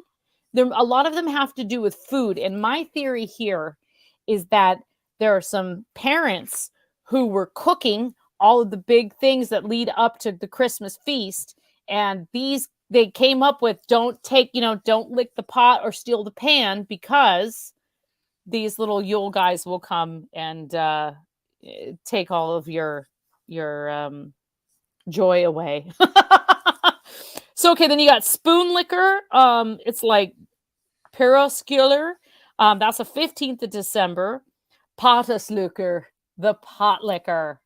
16th of December. I think those are self-explanatory. Don't lick the spoon. Don't lick the pot. They're just so wonderful. And then you got Herdiscaler. That's the door slammer. Don't slam the door, especially on the 18th of December, or do slam it and blame it on the door slammer. Skygarmer, and that's the skyr gobbler, which is a yogurt. Actually, skyr is the word for yogurt. And that's the person who came in and ate all the yogurt out of the yogurt tub. So that's the 19th of December. Here's one of the all-time greatest. Björgnakräker, the sausage swiper. 20th of December, rolling on in there and taking the sausage, Christmas sausage. This guy's creepy. This is on the 21st of December. You've got Glugagirger. He's the window peeper. So don't change in front of the window. Make sure you draw the blinds. Then you've got the Gattepeffer, and he's the door sniffer. He comes around on the 22nd of December. Getteker is the meat thief. So that tonight is his night. This is now we're moving into, we were in the night of the door sniffer, and now we're in the night of the meat hook guy who steals meat off the hook. So as we move into, well, I'm sorry, in my time zone, we're already in the next day. But in your time zone, we're still in the door sniffers world. And then finally on the 24th of December, you have the Kurtisnicker, and he's the candle beggar. And just comes and tries to steal your candles. So these mischief makers on these 12 nights, when you are discouraged from going out because you may run into these guys, or worse, they may do something and then you take the blame, and then you're not a good kid, and then you don't get the present on Christmas because you licked the pot or stole the sausage. So those are the Yule lads. They cause mayhem. Unbelievable. Unbelievable. How do we protect ourselves from these Christmas monsters? You We have can't. 2.5 minutes to go. Come on. You stay inside and you lock the door. Honestly, like that's how you protect yourself from a Christmas monster. You do not go out. Because this harkens back to what we were talking about earlier, that these nights are so thin. The veil is so thin. It's so easy for otherworldly creatures to pass through. Ghosts and goblins and all of these kind of, Yule lads and witches. They can all sort of like slide in and out of their dimension and ours. And so the only way to avoid that is to light your candles and to just, burn that candle brightly and, sing as loud as you can your favorite Christmas song, because that way they get bored and they just go on to the next house where somebody's moping and, sitting in the dark and then walking around at night. So, I mean, honestly, the greatest thing about a lot of these is there's not a lot of like advice on how to avoid other than not going out. But I don't know about you, Dave, but when I hear that you can draw water from a well at midnight on Christmas Eve and it turns to blood or wine, or I hear that I can go out on Christmas Eve and hear what the animals are really thinking, it makes me personally want to go out more. But I think these were more cautionary tales to discourage people from going out. But, that's a holy night for a lot of reasons. Oh, holy nights. That is correct. That is totally correct. Marla, I mean, I'm still actually kind of freaked out. I'm still kind of freaked out by things. Not gonna lie. Yeah, I'm not gonna lie. It's kind of, I'm wondering where to turn. I think it's best to turn to the Yule goat. And I personally think, and I meant to bring my Yule goat down here so that you could see it in the background, because I have a lovely little Yule goat. And some of you may have seen the traditional, it's very frequently sold at like Swedish gift shops, and it's a little sort of like straw goat. It'll have some ribbon tied around it, and it's sold as a Christmas decoration. Sometimes it's sold in an ornament form. This is the Yule goat. We've talked a lot about these goat-footed gods and the way goats kind of can't help but interact in Christmas. So I hear you. We got Varla Ventura for another 30 minutes here on Spaced Out Radio, our Christmas cryptid world. That's what we're calling this one. More Christmas monsters and legends when we return on Spaced Out Radio. Stay tuned.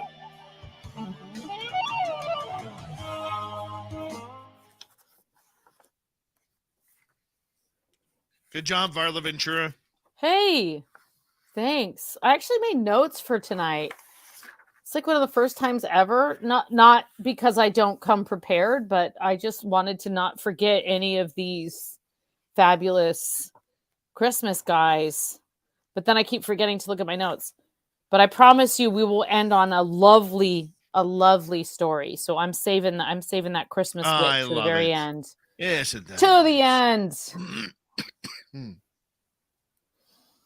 Hey, To I the gotta end, I tell you tell you. something. Mhm. Okay, I don't know if you remember this, but I have had this candelabra for like forever. I always get this wrong. Okay, so it's this candelabra here. I couldn't put a crystal chandelier in my room, so I put this like candelabra. It came Right. with those candles, and for some reason I had never lit them, and I just thought that is like the stupidest thing in the world to me, is to hold on to a candle and not burn it. So I lit those tonight for you, and it seems to be working in terms of magic, because we got the Dave Scott High Priest card already. We got the peace card exactly when you were talking about peace, and it's sort of a in the Crowley deck, it's the laying down of arms.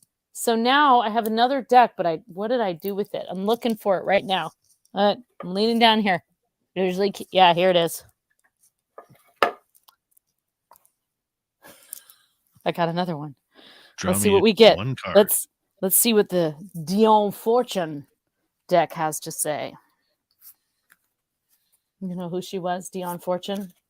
No. She was a psychic and kind of revolutionary writer, sort of around the same time as Aleister Crowley. She was very instrumental in the advancement of the Kabbalah becoming part of the New Age movement, essentially. And she was actually also a fiction writer and wrote supernatural horror. There's a few problems with her and kind of her belief system when you start really digging deep into her. But overall, she was a pretty monumental and revolutionary woman that, like, surprisingly few people know about. But the reason I know about her is because my mom had every Dion Fortune book on her bookshelf. And I just kind of knew her to be this person who worked very hard on psychic development. And one of the things she was most known for was teaching people how to use their mind for psychic protection. So if you thought you were what we would call today as like remote viewing, or you thought somebody was invading your space spiritually, she had some methods to not do that. Hey, look, it's a guy on a horse. Dun, dun, dun, dun, dun, dun. Look at the guy on the horse. It's Odin on his horse. Oh, I love that hat. Oh, whoa, it's hat night. I need a hat. It is hat night.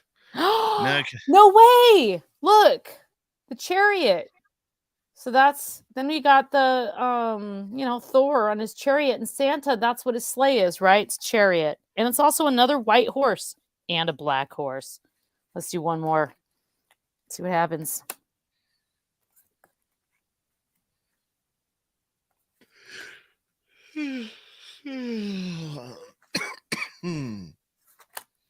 Mr. Gray Owl says, Varlicious Varla, I got your pickaxe, or he got you a pickaxe for Christmas. Sweet. Don't know why you needed one, but apparently he got you one. To find gold, obviously. That's what Yukon Cornelius uses his for. Don't you love him? Nothing. I know. He's so great. Here, look. Magician. That kind of looks like you. Sweet. So we're all in this. I dropped a card. I wonder what card that was. Oh, you got to check that one. Yeah. Always check the one you dropped. Oh, it was the magician. Always check the one. It was the magician. Yep. Dropped myself. It sounds about right. Uh-huh. You got that right. Showed my skin. Oh my God. You know what I think was one of the greatest shows of all time? Guns N' Roses Appetite for Democracy tour 19 No, I mean like a or television 2012. show. No, okay. no. Don't get me started on actual shows, because then we're going to go down the Nick Cave and the Bad Seeds route, and we will not come back from that. There's no coming back from that. Hold on one second. Lady J, you can go on our website to get yourself a We Own the Night ball cap. And thank you to Deb, Forrest Louie, Midwest, W. David Page, Cat Chaser, Vaughn Patrick, D. Cohen, and Lily Pond for the super chats. Here we go, the next half hour.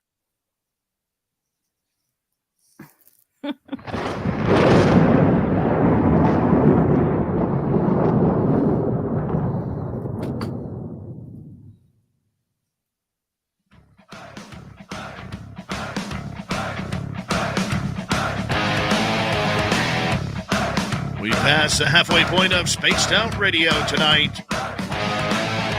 Good to have you with us. My name is Dave Scott. Thank you so much for joining us. Want to remind you that if you missed portions of this show or others, check out our free archives at youtube.com/Spaced Out Radio. Why are you laughing? I'm trying to do an intro here. Sorry to interrupt. Dave SpacedOutRadio.com. stuck something in his nose. I'm sorry. I just have to, I never did. I got out. I never did. I know, I never did. So much bonus material over here on YouTube. Right. Where was I? Oh, yeah. Archive, spacedoutradio.com. You can find them on YouTube at Spaced Out Radio, everywhere. Check out our website. It's after the name of the show.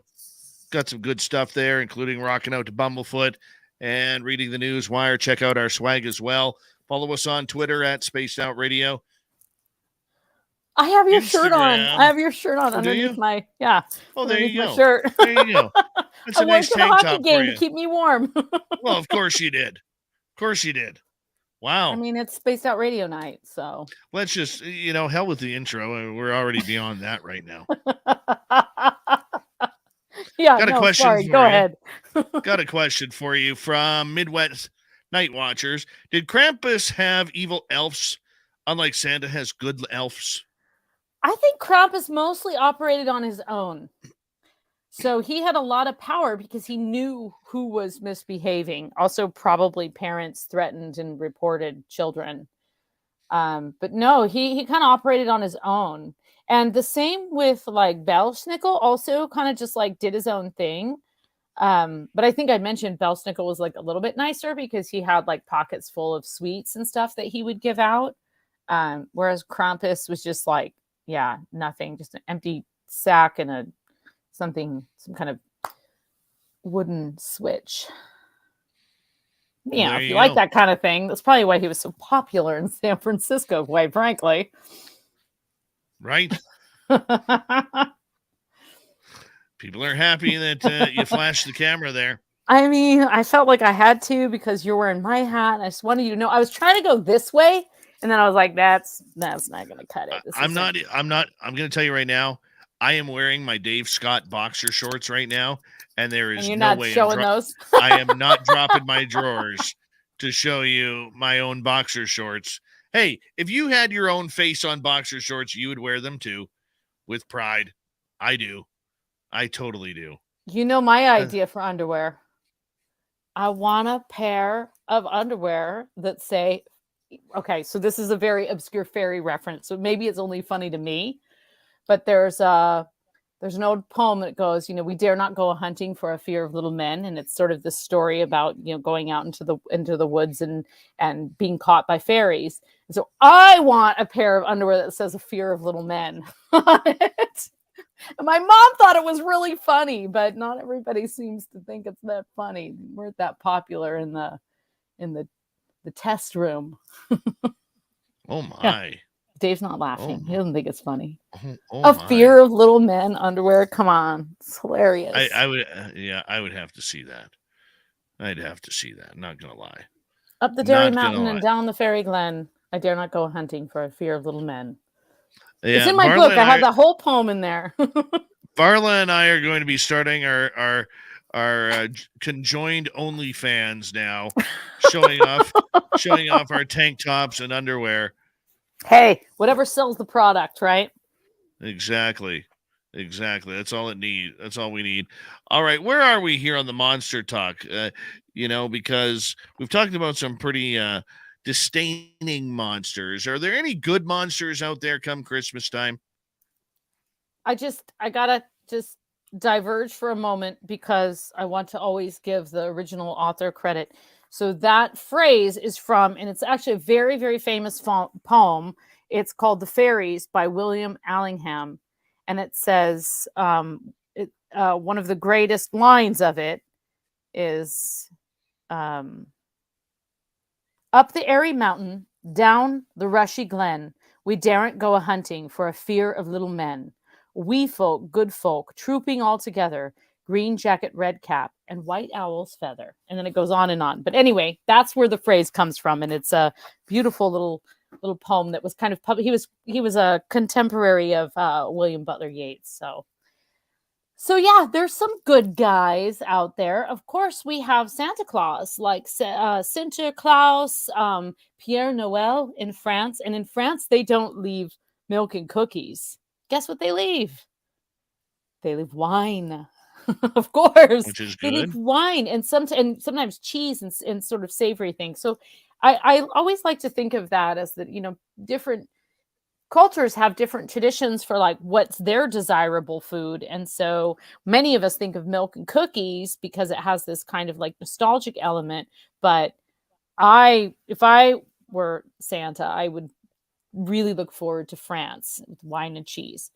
So there's all of these versions, and in all of them, Santa is this magical creature. The Scandinavian Christmas trolls, the Scandinavian and Nordic Christmas trolls are some of the best little kind of Santa-like creatures. You have the Nissi and the Tomten and the Tauntnen. They are all these different variations of a kind of gnome-like guy that basically has, it's not just guys, right? They're like these little creatures, and they have pointy hats, frequently red, sometimes bearded, and originally they're made of wood, and you would put them on your doorstep or on your mantle. And by placing these little kind of effigies of these creatures that you would see in the woods, the woodland creatures, you were honoring them. And you were saying, hey, I believe in you, and I would love if you came to my house, and I would love if you came and protected my house. And it was very common to put these out and to invite these creatures in. Now, a lot of times you're sealing all of these creatures out, right? It's like, stay in. But there were some that you wanted to invite in because with them, they would bring good health and good luck. And the Yule goat is actually one of them. The traditional Yule goat is made from sort of like the straw from the very last harvest. So it's a little bit like the leftover straw, and it was a goat that was, something that was fashioned in the likeness of a goat. And the idea was to kind of bring in the abundance of the previous harvest and carry it through the winter into the next harvest. And so actually in Finland, the original name for Santa Claus, and I'm going to see if I can get this perfect. It was Juliapukki, which actually literally translates to Yule goat. And it was kind of a scary creature, but over time evolved into being a much nicer creature that eventually took on most of the attributes that we know today as Santa Claus. So the magical traveling through the night sky. Let's just harken back to like Thor and Odin and their ability to do that with their many-legged creatures. And you have, of course, the idea of bestowing gifts. Originally, that Yule goat was taking things, and you had to leave offerings. And we've talked before about how fairies do not like to be ignored. They like to be acknowledged. They like to be thanked. They like to be acknowledged, whether that's something beautiful and shiny or delicious food or whatever. The worst thing you can do is not acknowledge them. And if you think of Santa as kind of like the hierarchy, like the top fairy of the winter dwelling fairies or the winter loving fairies, then you can imagine why that's so important to leave that offering. So those are all like, those little sweet, good things. These little like magical woodland creatures that can bring you luck and health in the new year. The Yule goat, which is sometimes burned, either on the solstice or on Christmas Eve or Christmas Day. It's burned in the fire, and it's just a way of like bringing that offering up. And I know that a lot of people love ham on Christmas. And so you can thank the Vikings and Freya for the tradition of Christmas ham, actually.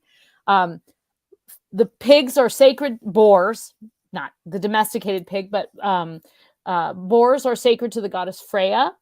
And she is known for kind of overseeing like crops and sunshine and children and childbirth.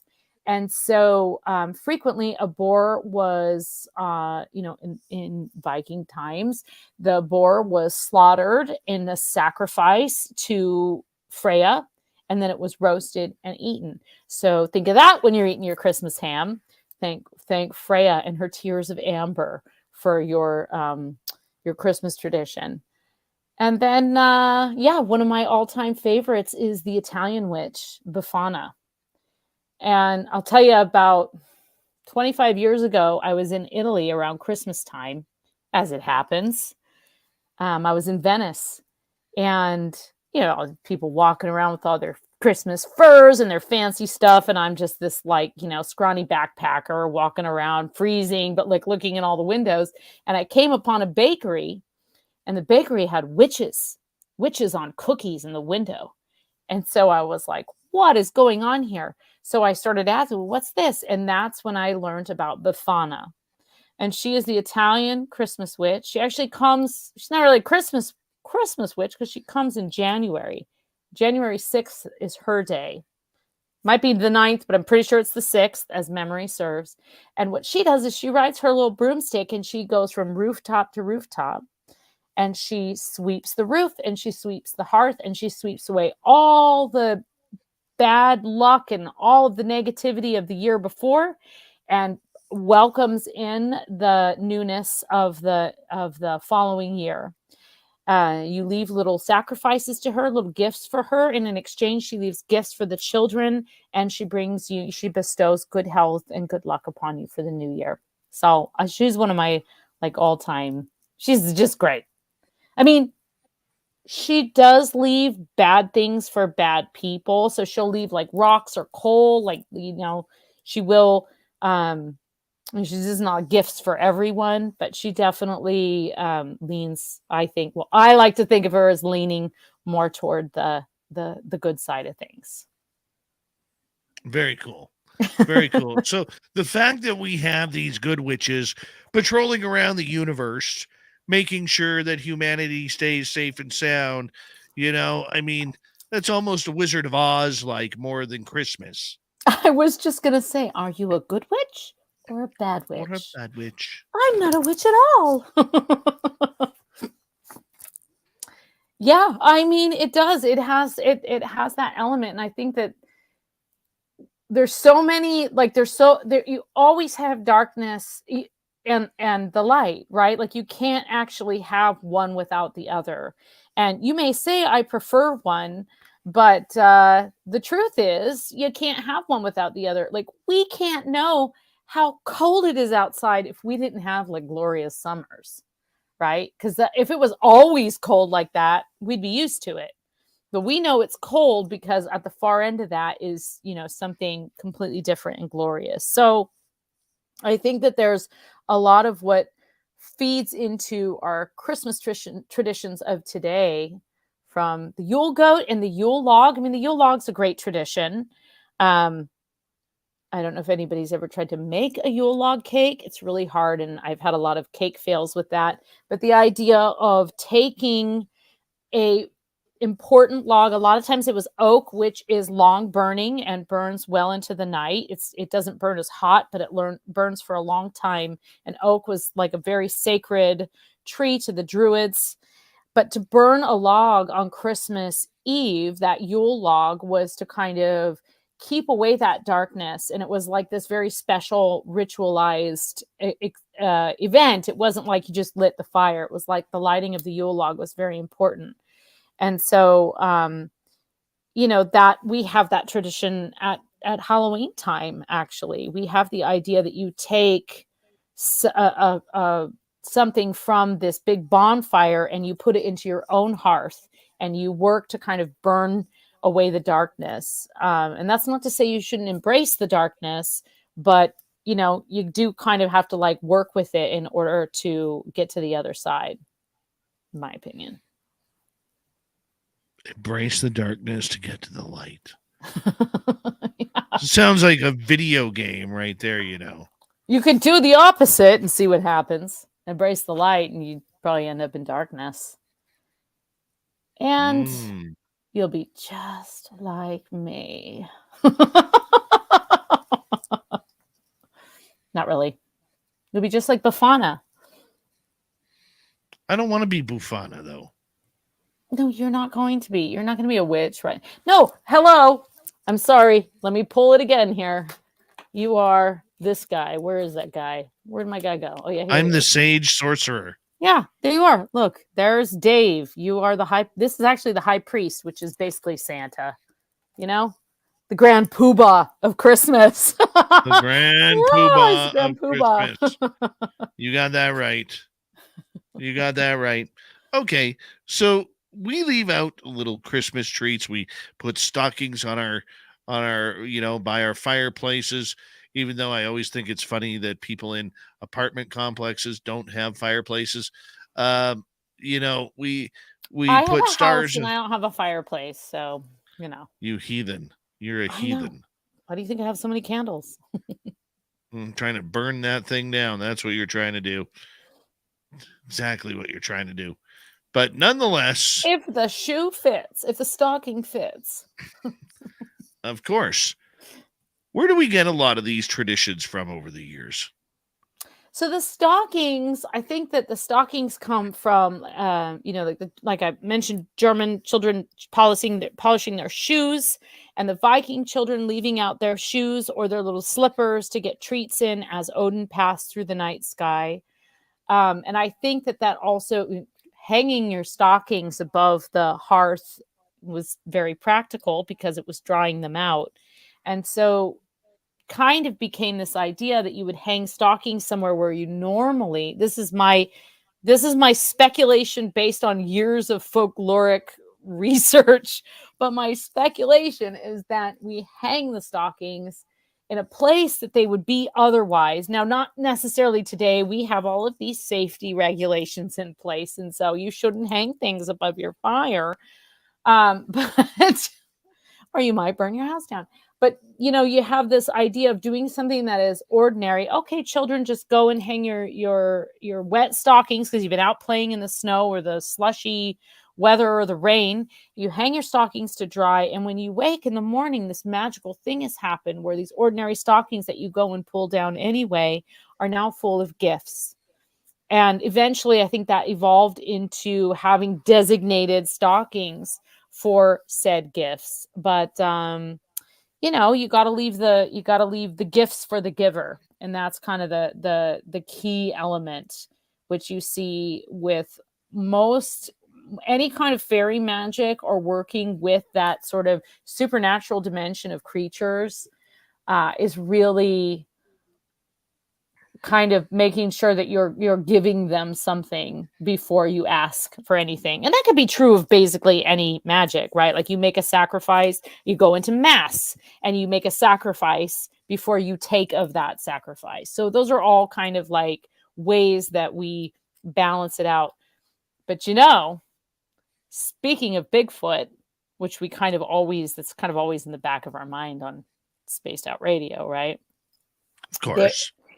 If one were to look up pictures of Krampus or Belschnickel or any of these other kind of very pagan solstice related ritualistic costumes, which were frequently furs, including like donning an entire bear's head or draping yourself in wolfskin. If we were to think about, in particular, Belschnickel, some of the pictures I've seen of him, of this creature, not unlike a Sasquatch, really. So it brings to mind like the idea that if these creatures sort of made their appearance at a certain time of year for a certain purpose, and then people stopped believing in that purpose, then what do? Do they retreat to the woods and are occasionally seen? Are they relatives? It kind of, I don't know. I mean, maybe Krampus and Bigfoot are one and the same. Could be. We have 4 minutes to go before we have to say good night to you until 2023. Oh, I know it's our last show before the end of the year. It's heartbreaking. It is. But, for you, going through all the monsters and cryptids around Christmas, what is your favorite? Oh, well, I mentioned I'm pretty partial to the witches. I do love a good Christmas witch, so that's always fun.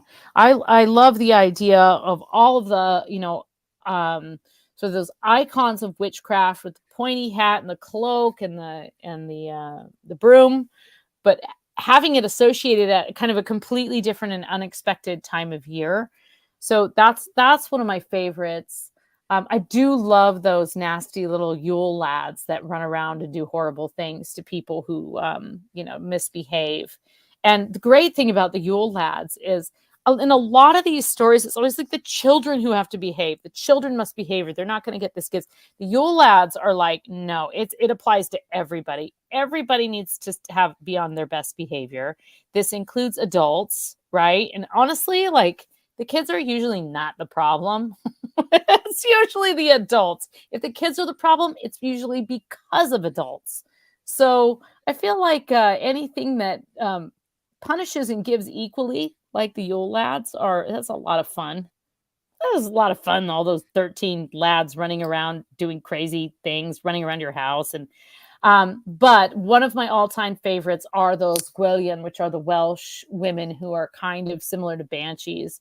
They just totally creep me out. Like the idea of walking down a lane and you think it's a goat sitting up on a boulder and then it transforms into this woman who kind of jumps down in front of you and then asks you where you're going and why you're there. And if you don't have a good answer, you might not make it home on Christmas Eve or any other night for that matter. Yeah, Grandma got run over by a reindeer once again. Hey, there you go. Full circle, Dave. Full circle. It all came back all to came together. One lovely Irish Rovers song. That's right. Grandma got run over by a reindeer. Oh, yeah. Walking home from our house Christmas Eve. Who doesn't drive Grandma home, though? Seriously. Know, right? That's what I always thought. It was like, why is Grandma on her own? Like, that's not right. Exactly. I mean, how do you just, how old is this grandma? Like, is she 50, 55, right? Well, 60? we know that grandparents can be quite young, right, Dave? Yes, I know. Yes, but we think of grandmas as being in their like 80s and 90s. Exactly. Now I see if it was my grandmother being a bulky Ukrainian woman with hands of stone. Okay. My grandma's 94. She'd take the reindeer down. I'm telling you right now, my grandma would eat that reindeer. Okay. She'd show up with it on her back. She'd have snapped its neck and ate that reindeer. All right. Like, put it this way. When I was younger, my grandmother, God bless her. I have one grandparent left. She's 94. But I'll tell you, I used to, in my younger days, let her still give me a little shot, and she would like punch me just real quick like that, and she would bruise me. Her hands, because she's a farm girl, right? She's a big farm girl. My own grandmother was Italian. She had a few like little mean streaks like this. It wasn't really like mean in a punishing way. But she would do things like, hey, test this battery and see if it's good. And then she'd tell you to lick it. And then you'd lick it and you'd get a shock. Or she would put pepper in her hand, right? Like this. Yeah. And she'd be like, can you smell this? and you'd go like this, and then you get pepper up your nose. Oh, yeah. Oh, that's evil. Happy Evil memories. Varla Ventura, we absolutely love you here on Spaced Out Radio. Thank you for a wonderful 2022. We'll see you next year. Thanks, Dave. And of course, coming up next, we're heading to the swamp, and then Super Duke's here for the Cryptid Report next.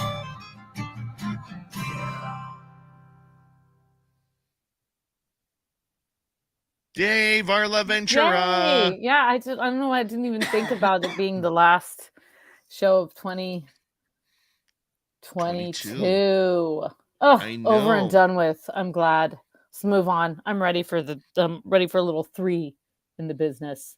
I know. I don't like the evens. I like the odds. I think that's obvious. Like a good odd year. Yeah, we'll see what 2023 holds. You know, I hope it's an amazing year for you. I know it's going to hold. Oh, it's going to hold us meeting in person. I know. I don't even know. I don't know if I'm going to be able to handle. I don't know what's going to happen. I can't be held accountable. We're gonna have a serious high five.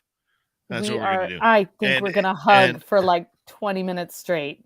That's what I'm probably gonna do. You're gonna like try and push me away, and I'm gonna be like, no. I need more. You know, I'm gonna just forewarn you right now. Vegas 2023. Enzo, who literally has just impeccable hair, is gonna probably want you to try and mess his hair. Oh, I can try. I'll give it the old college try. I don't think it'll work. College dropout try. Really? Yeah, I don't think it'll work. But he's got perfect. His hair is perfect, just perfect. Not a single strand out of place. Yep, I know a couple people like that. Look at Enzo. Varla, when meeting Dave in person for the first time, I recommend drinking heavily first. Thank you, Enzo. Thank you. Yeah, no problem. That's my friend right there. How about drinking heavily with? I like the drinking heavily with. I mean, you gotta maintain because you're gonna go all night. You know, it's Vegas. Love. Y'all need me to find you a tattoo artist in Vegas, or us a tattoo artist. Love. You come to Vegas, you can come get tattooed with us. Yeah, but you got any recommendations? We're here. We get to choose. Where it goes? I choose where it goes. You choose what it is. Yep. Yeah, so 2023 is going to be full of travel and joy and, good things. And more hockey, of course. Hockey season goes here through February. I don't know about you. Yeah, February, March. March. Yeah. I'm going to Ireland twice next year. Nice. Scotland once. Vegas. I want to go to Mexico. So many places, so little time. Yeah, just remember, if it looks like chicken and tastes like chicken, but Dave Scott says it's beef, then it's beef. I'm not eating anything. I'm not going to eat anything unless I see the source. Lady J, when you meet Dave in real life, does he say a boot and call everybody buddy? No way. Aw. It's only at the hockey rink. Come on, buddy. Come on, bud. Come on, let's take her for a rip. Let's grab one of them Lambros. Take it for a rip. Overbuild Automotive, how you doing?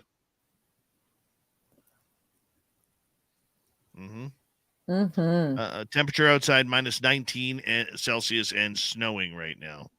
That's pleasant. Snowing. Oh, Celsius. Oh, it's tropical there. Right now, yep.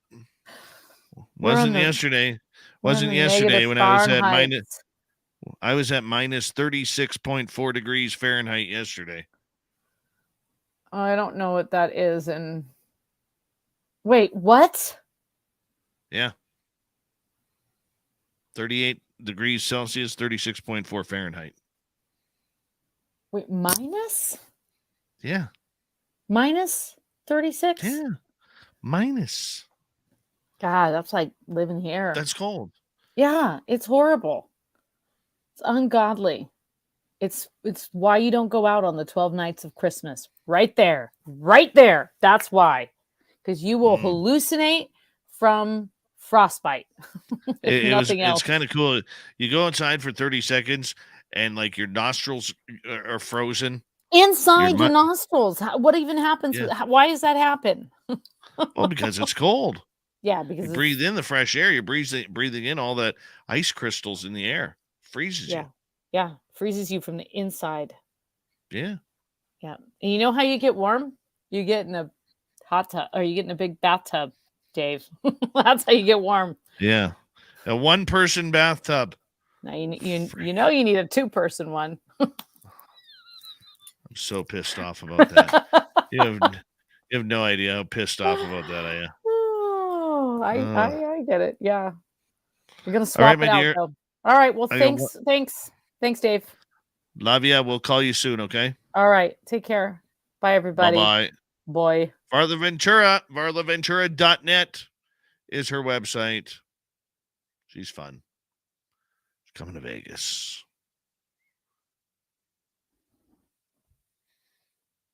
Don't say a boot. So much, Jake. How are you? Good to see you. Yeah, that's the type of weather you don't put your tongue on a pole. It will get stuck.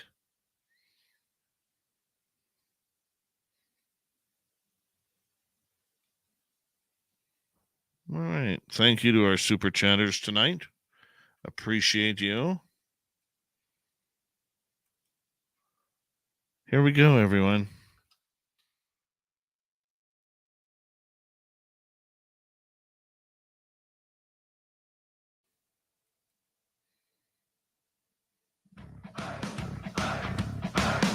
Would you like to connect with us? Head to spacedoutradio.com for all your latest show info. Now, back to Dave Scott and SOR. Third and final hour of Spaced Out Radio is now underway. Thank you so much for joining us. We very much appreciate earning your listening ears wherever you are on this beautiful planet we call Earth. Hello to everyone listening in on our terrestrial affiliates around North America, digitally on Odyssey Radio, TalkStream Live, and KPNL. All of our archives are free. Join us at youtube.com/Spaced Out Radio. Do old Davey the favor, hit that subscribe button.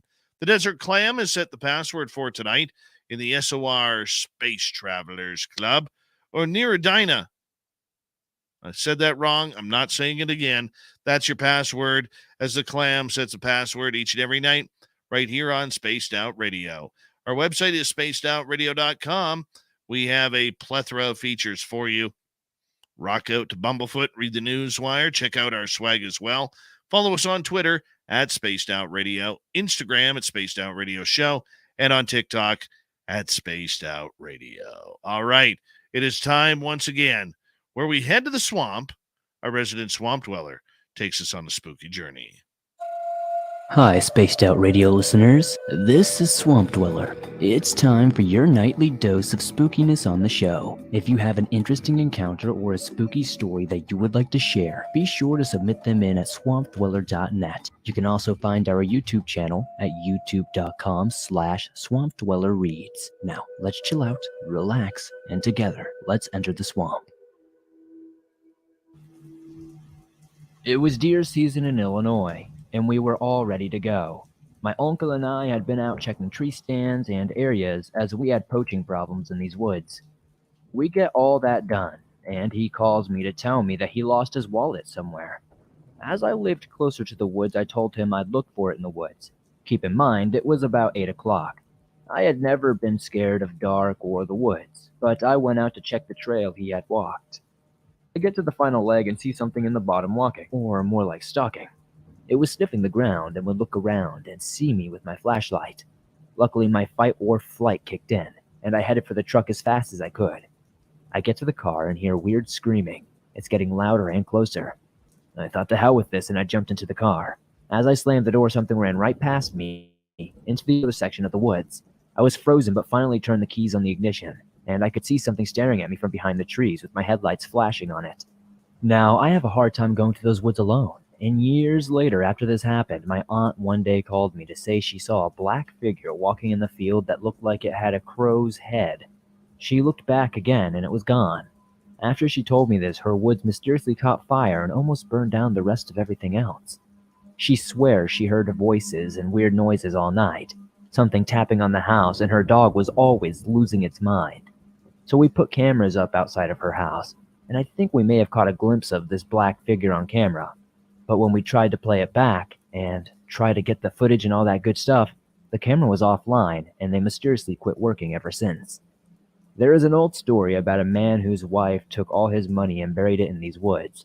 He took her out to the woods, killed her, and dug holes all over looking for the money. If you go out in those woods, you can see low spots everywhere. I don't know what's in those woods, but there's something wrong. I've started hunting different areas, and I don't think I'll ever go there.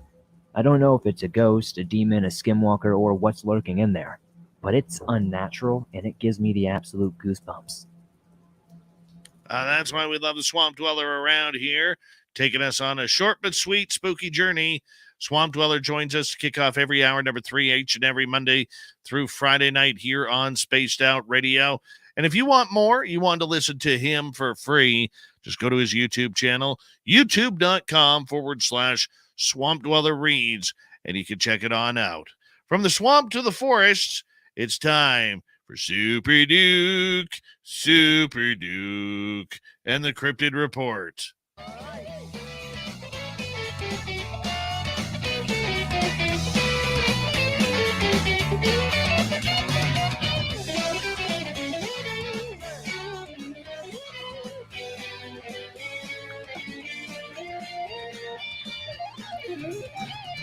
Super Duke from World Bigfoot Radio is here, hanging on out with us to tell us another spooky story. And whatever's going on, we got up till the bottom of the hour in this shortened edition. How you doing, buddy? Oh, I'm doing pretty good. Getting ready for the big, boring holiday season here. My evil boss won't give me any time off. In fact, he expects me to double my workload and have a show out on Saturday and Sunday. So that's what I'm busy doing for the next couple of days.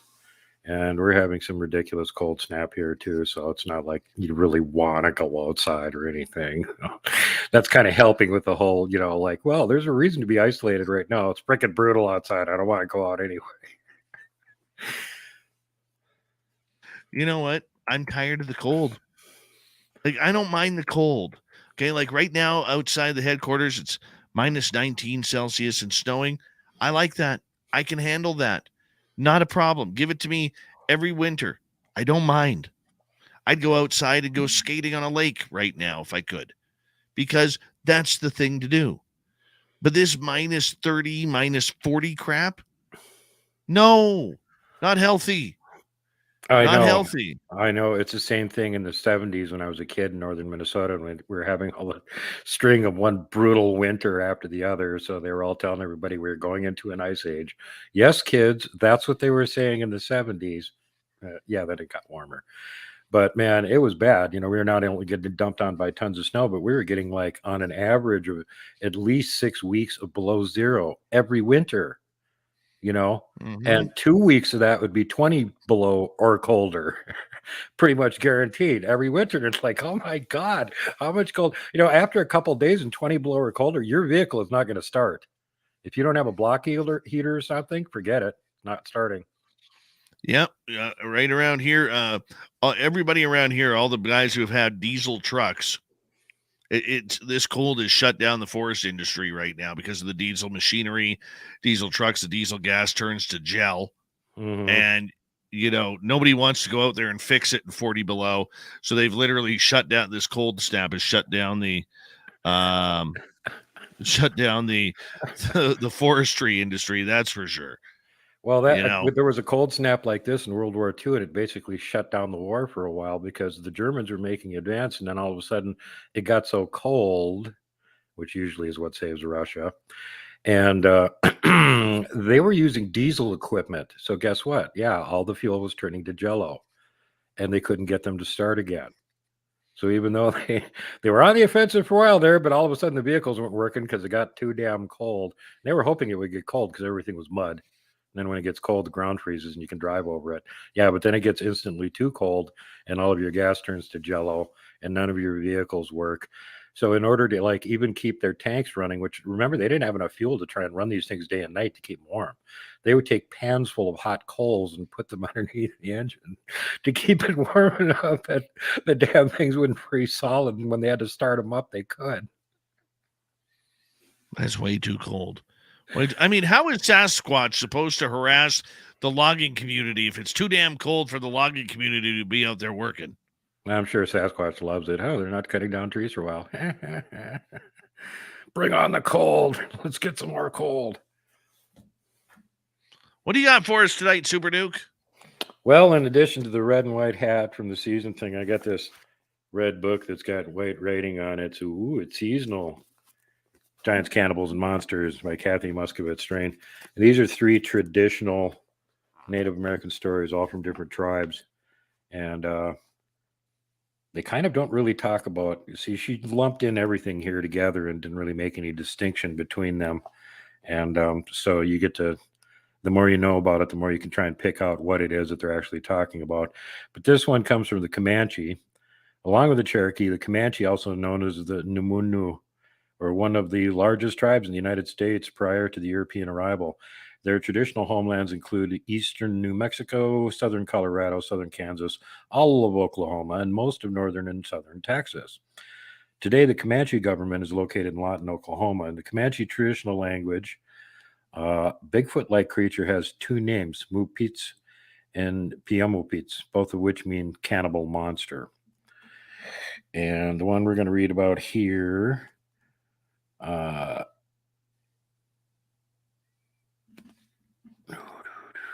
here's a description of Mupits, a cannibal monster who was a terrifying cave-dwelling ogre, about 12 feet tall and covered in hair. Sanapia, a Comanche medicine woman, described Mupits as very tall, hairy giant with big feet. He's huge and has a foul smell. He's fur-covered man like Bigfoot. Comanche elders put out food for the Mupits because he still roams Oklahoma. Comanche grind Mupits bones into powder when they get them and use it to treat sprains and bone problems. So if you wonder where all the skeletons are going to, they tested the bones first to see if it had special powers by putting the bones on their tongues. That's a very strange story. Okay, here's another one from them. This source is from a man named Daniel A. Becker, May 1940. A giant lived in a cave located on the southern slope of Elk Mountain in the early days before the white man came, exacting 2 buffaloes every fortnight from the Indians living south of the mountains for tribute. He was a constant and fearful menace. Yeah, especially if you didn't give him any tribute. So for those that don't know, a fortnight is 2 weeks. So every week he's getting a buffalo. As the years went by and the buffalo became more scarce because of the frequent buffalo hunts of the many tribes of Indians, the fulfilling of the giant's request was made increasingly difficult. Slowly then, the white men came in, and they also organized buffalo hunts. Finally, when the Indians found it almost impossible to furnish the required number of buffalo, they held a council. A young brave was designated to confer with the giants concerning their problem. Cattle were to be suggested as a substitute. Approaching the entrance of the cave, the brave called, "Great giant, I come before you to ask an important question." "What is it you want?" said the giant. "There are not enough buffalo on the prairies or in the mountains. Will you accept the beef of cattle instead? We've been eating it for a few years now and find it very delicious." He's trying to sell the cattle industry.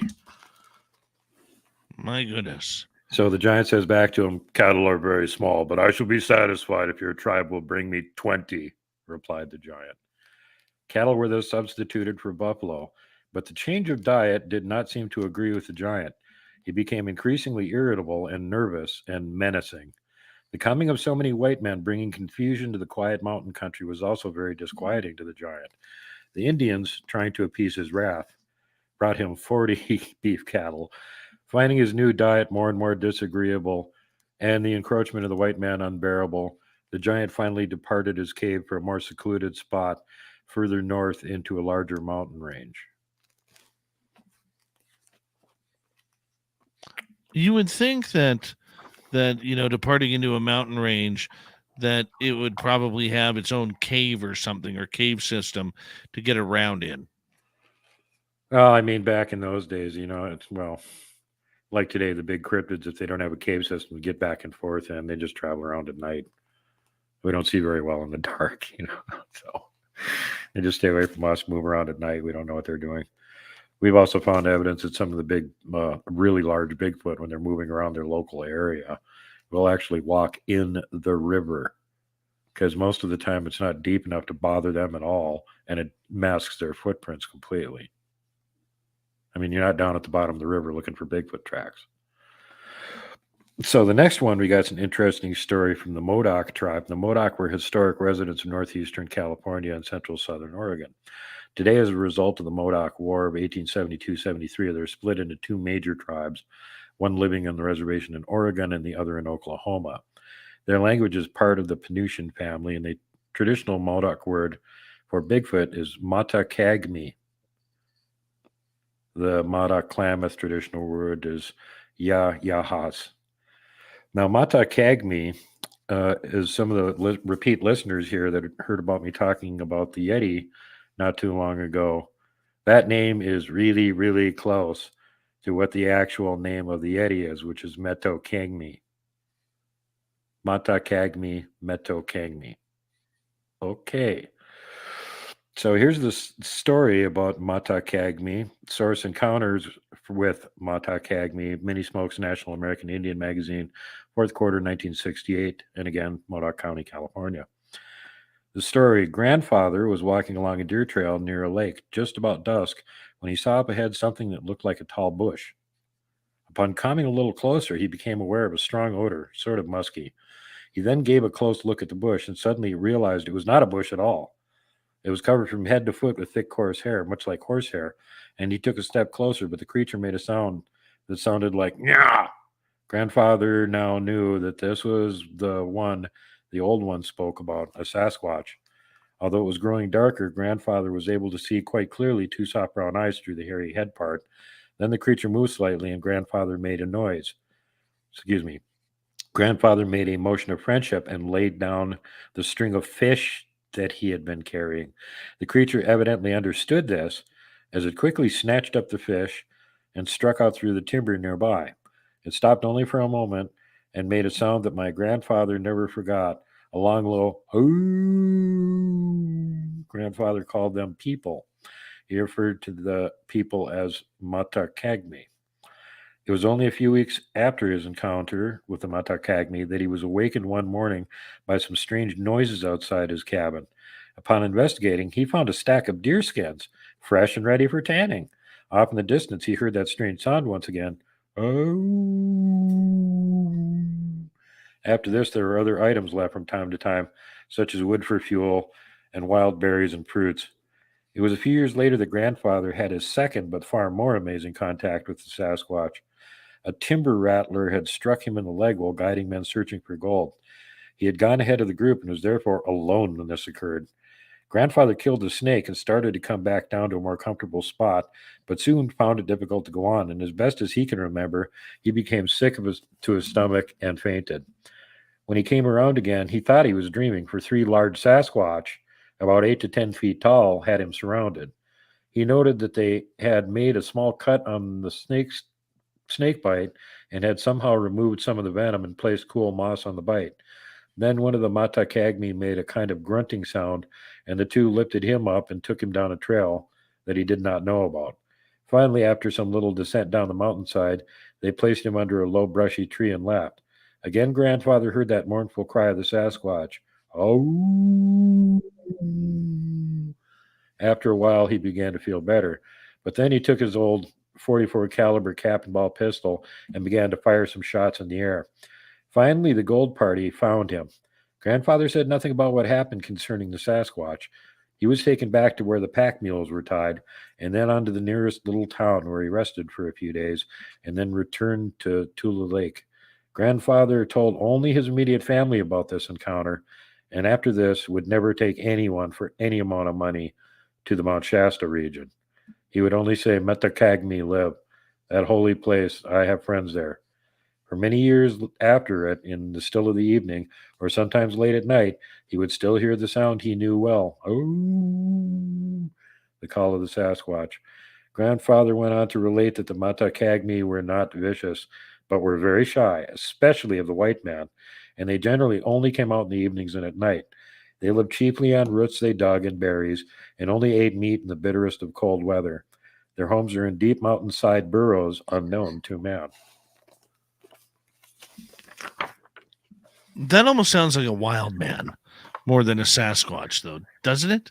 No, that's exactly what the wild man. And the wild man is the Sasquatch, as far as I can tell. In a lot of these reports, they use the names interchangeably. Remember, in the olden days, they didn't have, and nobody knew the name Sasquatch, and until the 1950s, nobody was using the term Bigfoot. So everything before that, they were calling them wild men, escaped gorillas. They had different local names for them that they would apply to them. I get that. My goodness. I guess when I look at a wild man, Duke, I think it's like some of these feral humans that have gone off to live in the forest and be one with nature. That's what I would consider more of a wild man rather than a Sasquatch. Well, back in the days when they were throwing the term wild man around, your average citizen was more of a savage than a wild man would be today. So what were they referring to? It wasn't just like roving packs of cannibals living in the woods that were prone to eat you. That kind of stuff happened too. And still does. But, in most of the old historical cases, that's one of the things that's interesting to ferret out what they're talking about, because sometimes they'll just say wild man was sighted, blah, blah, blah, no description. You don't know what they're talking about. And other times you get a description and it's like, oh, wild man, 2 heads taller than your average man was spotted near blah, blah, blah. Okay, that's probably not a wild man. It's probably a Bigfoot. This is all news report stuff. With the native tribes, they know what they're talking about because they're dealing with this sort of thing all the time. And I think this is, here's another example right here, the Cherokee. We got enough time to finish the story from them. When first contacted by Europeans, they were a large tribe spread throughout most of the eastern and southeastern U.S. Forced removal of over 20,000 people, known as the Trail of Tears, relocated the Cherokee to Oklahoma. 2 federal recognized tribes are in Oklahoma and North Carolina, and their smaller communities spread across most of the states in the South.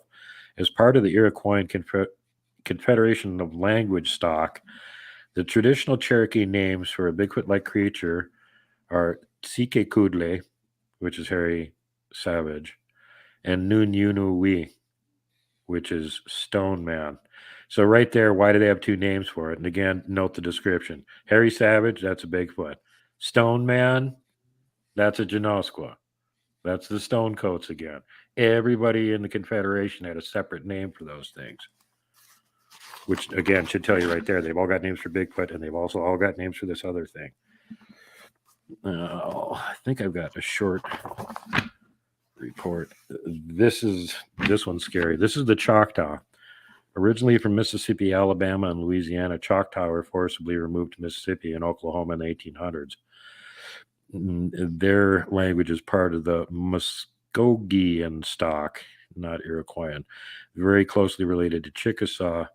Their traditional names for Bigfoot are Kashihotopalo, which is cannibal man, Nalusafalaya, big giant, and Champe, giant monster. Again, why 3 names? Note descriptions. Right. Yeah, okay. So Champe. All the evil spirits of the Choctaws have followed them on their long journey from the western part of North America. And this is part of their legend. They used to live on the West Coast, and there was some kind of horrible disaster a long time ago that made them move. And this has been backed up by the archaeological record, major volcanic eruptions a few thousand years ago, and they moved east. The most horrible and frightening of all the beasts that followed them is the hideous monster the Choctaws call a Champe. A Champe is a giant in the form of the ugliest Choctaw beast. Think of our idea of an ogre. He lives in the deepest part of the woods, so far in the forest that no Choctaw has ever been able to find the location of his huge dark cave. The Champe cannot stand the brightness of the sun or the open air. The smell of blood will attract him.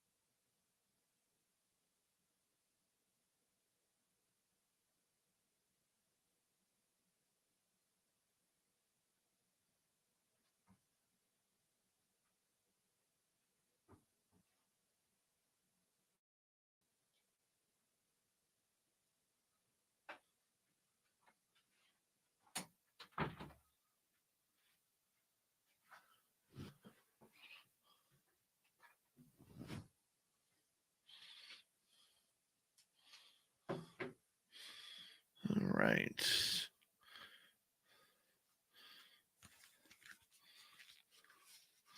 Thank you to our super chatters tonight. W. David Page, Cat Chaser, Von Patrick, D. Cohen, Lily Pond, Midwest, Forrest Louie, and Deb. Very much appreciate the love. Thank you so much for all your love and support.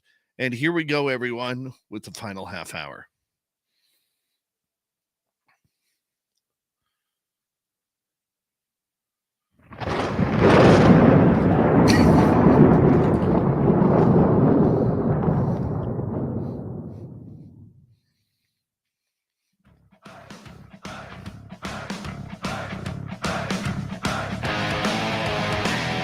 We rounded third. We're heading for home tonight on Spaced Out Radio. Thank you so much for joining us.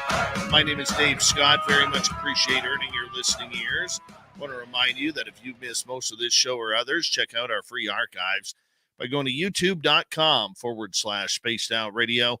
Do old Davey the favor, hit that subscribe button. Our website is spacedoutradio.com. We have a plethora of features for you. Rock out to Bumblefoot, read Shirky Poo's Newswire, check out our swag as well. Follow us on Twitter at Spaced Out Radio, Instagram at Spaced Out Radio Show, and on TikTok at Spaced Out Radio. It is time once again where I yell at you to get off my lawn. It's a Dave 101.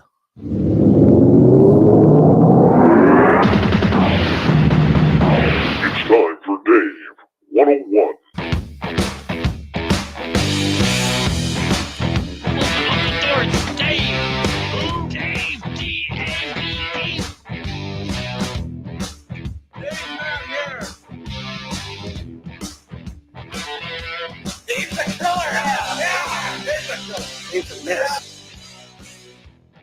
Before I get to Elon Musk claiming his rockets are being followed by anomalous objects, I want to start off by saying Merry Christmas to all of you out there in Spaced Out Radio Land. It has been a wonderful year of news and updates and monsters and UFOs and aliens. And I want to start off by spreading some Christmas cheer, as this is the final Dave 101 right before we head off to the Christmas break. Now, I want to say a big, big thank you, number one, to all of our listeners and our radio stations across North America and our listeners who literally join us around the world. We have had people coming into our chat rooms from multitudes of countries, from Indonesia to Singapore, Australia, New Zealand, Tasmania. We've had listeners in Thailand, South Africa, all over Europe, all over North America, and some even in South America. It really shows the way this show is growing and all of your interests in the weird topics that we talk about on a nightly basis. Now, you can listen to this show for fun, or you can listen to it because you have an interest, or maybe you're an experiencer of what goes on. That's what makes all of you part of our Spaced Out Radio family. And I want to say thank you to each and every one of you and our radio stations, with two down in Apache Junction. Len Novin, thank you so much. To Chuck Contreras in Ridgecrest, California. To Jody Panu in Mississauga, Ontario. Ryan O'Neill in Newton, Georgia. To Joe over in New Orleans, and to the team up in Bellingham, Washington. Thank you so much for everything that you guys have done to allow us to bring Spaced Out Radio to your radio audiences. It really is a pleasure and an honor to be able to broadcast to you on a nightly basis right here. To all of our listeners who listen to us on YouTube, you've really made our channel take off this year. You've helped spread the word. You've helped grow this channel to well over 20,000 subscribers. Now, that may not sound like much compared to some of the bigger channels you're used to doing, but it's pretty damn big for our community. And without all of you and your support, we wouldn't be anywhere close to where we need to be. Your questions that you come on in are brilliant. You are a brilliant audience all around, to everybody who is in our chat rooms and follows us on Twitter and every social media aspect. We only look to get bigger and stronger for the coming year as we look to take this to a new level in 2023. I'm not even done yet with figuring out what is going on. We have a lot more to talk about, a lot more monsters, a lot more mayhem, a lot more UFOs, a lot more true crime, and it's all coming at you. And I'm very excited for everything that 2023 is going to bring for this show. Each and every one of you who is listening, whether you are in our chat rooms or whether you are in radio land or podcast land or just somebody who checks us on out the odd time when you're bored, you have made a giant difference in all of our lives. So on behalf of my entire Spaced Out Radio team, I wish you all a Merry Christmas, a safe holiday right through the New Year's. And it just means so much to us that each and every one of you would trust us with your listening ears, that it's something that I can never explain or express properly to you. You all mean the world to me. And it's humbling that you take the time to listen to us, because time is one of the most precious moments we have as a human being. We never have enough of it. We never know when we're going to check in, and we don't know when we're going to check out. And the fact that you choose to spend your time with us, some up to 3 hours plus a night, I could never ask for anything more from each and every one of you than what you already give to this show. You buy our swag, you listen, you promote our show on your social media channels. You do that without us asking for anything in return. And I want you to know that we absolutely love you for it. Those listeners will come and go. Hey, people's lives change. You get into relationships, you get out of relationships, you change shifts at jobs, health problems come aboard. But the main thing is we can always be known as we are going to be consistent for you in what we do, in bringing the woo to you each and every night. And the fact that you mean so much to us means that we have to get bigger. We have to get better for 2023. We have to be able to continue to appease what you are wanting out of us. And we will continue to do so. And we will continue to push harder, to be bigger, to be better, to be stronger each and every time we take to the airwaves live for you, no matter whether you're on the terrestrial side or whether you are watching on the internet side. You have no idea how much I love to brag about our audience and the brilliance that you guys bring to this show.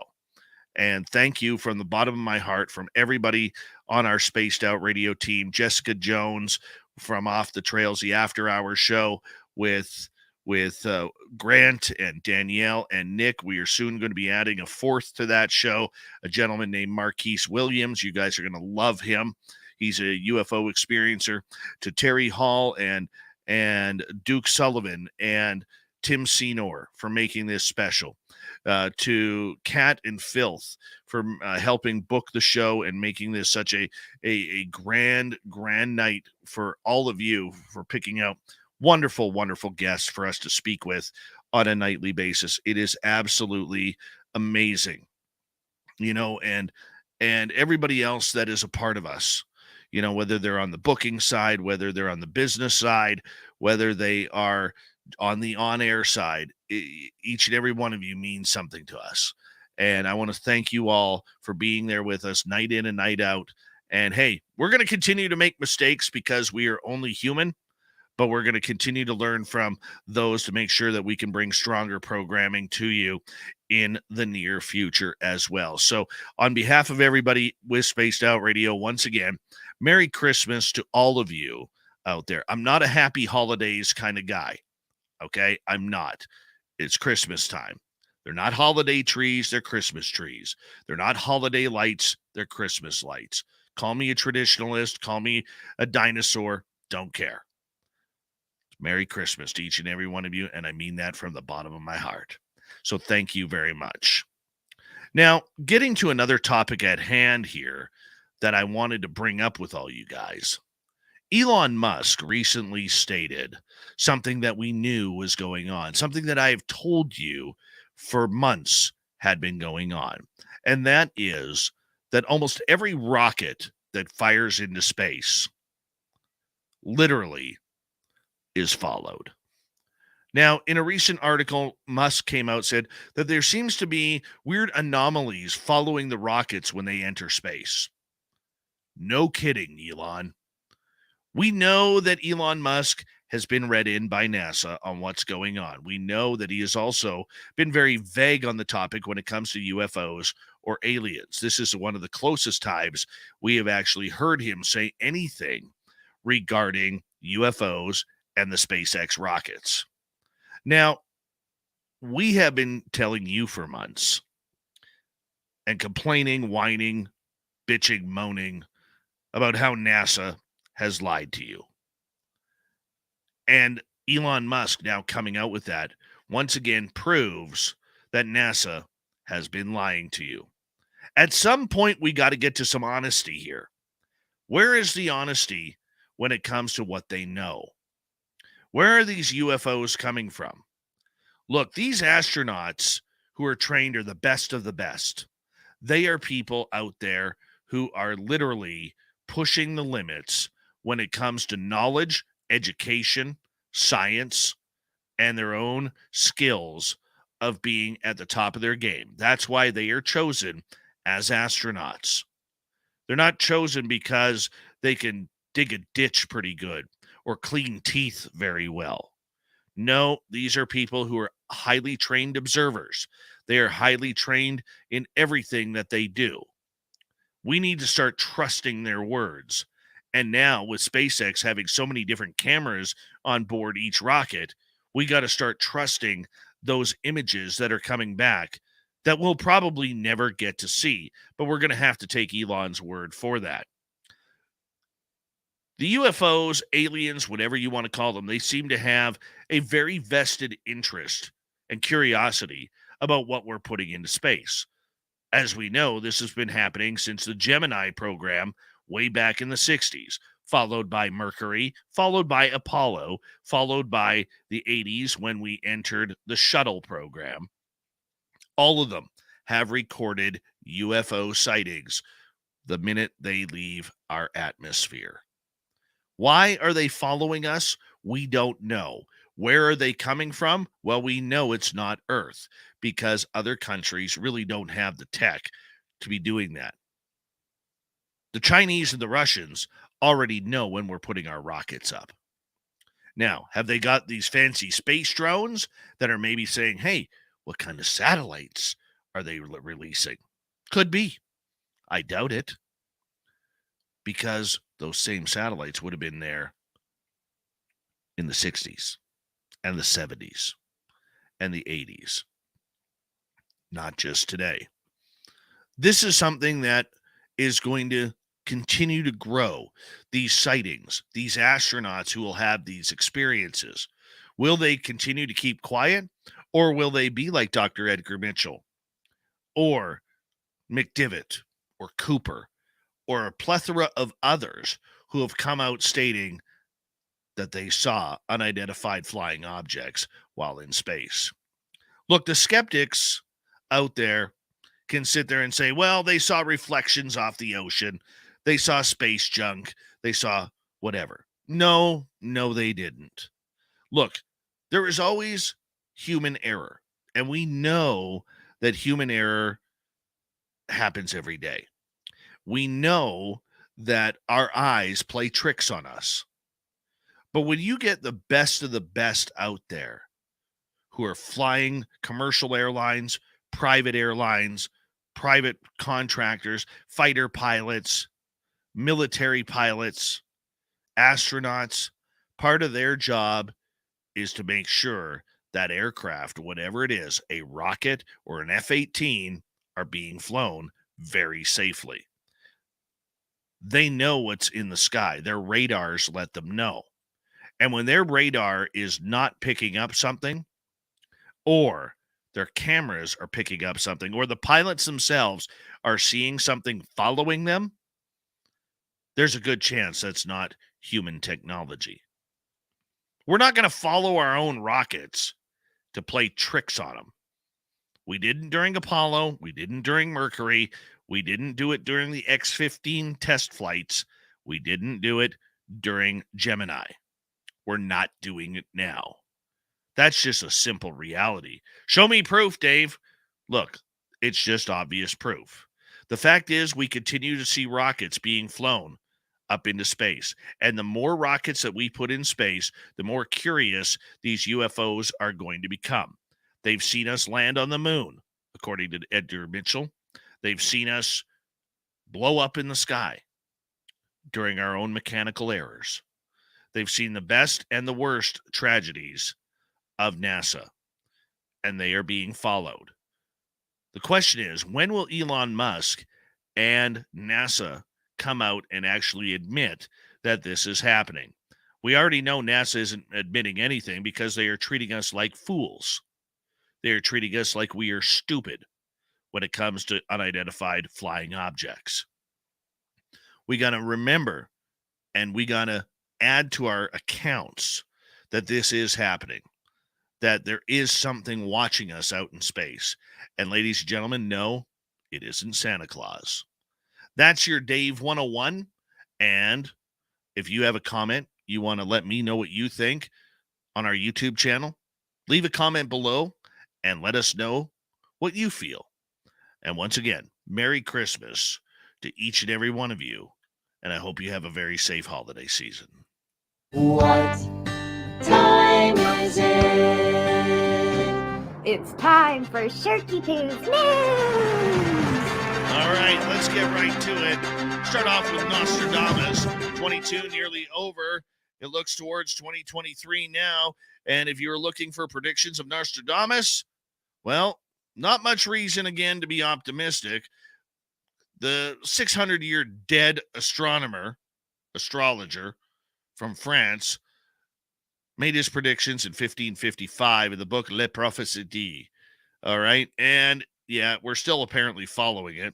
Some believe Nostradamus' writings of the past have been eerily accurate with his predictions, like the attacks on September 11th, the assassination of President Kennedy, and Hitler's rise to power. And if his track record is anything to go by, his predictions for 2023 are nothing to get excited about.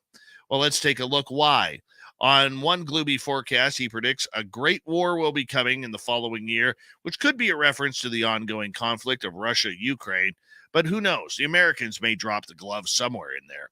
Nostradamus wrote, 7 months, great war, people dead through evil. Rouen, Evreux shall not fall to the king. This is in line to indicate that the French city of Rouen will be safe from warfare. However, the astrologer's writings have also alluded to a great celestial fire on the royal edifice. Given that the edifice usually refers to a large building, this would seemingly imply that a royal residence could be impacted. However, it's not known where this fire would come from. Economic disaster seems to be on the menu for next year also, as Nostradamus wrote. So high will the bushel of wheat rise, that man will be eating his fellow man. This comes as most of the world struggles through a cost of living crisis, through the likelihood of man eating his fellow man can be disputed. Nostradamus' writings have also suggested that global warming could continue. Like the sun, the head shall sear the shining sea. The Black Sea's living fish shall all but boil.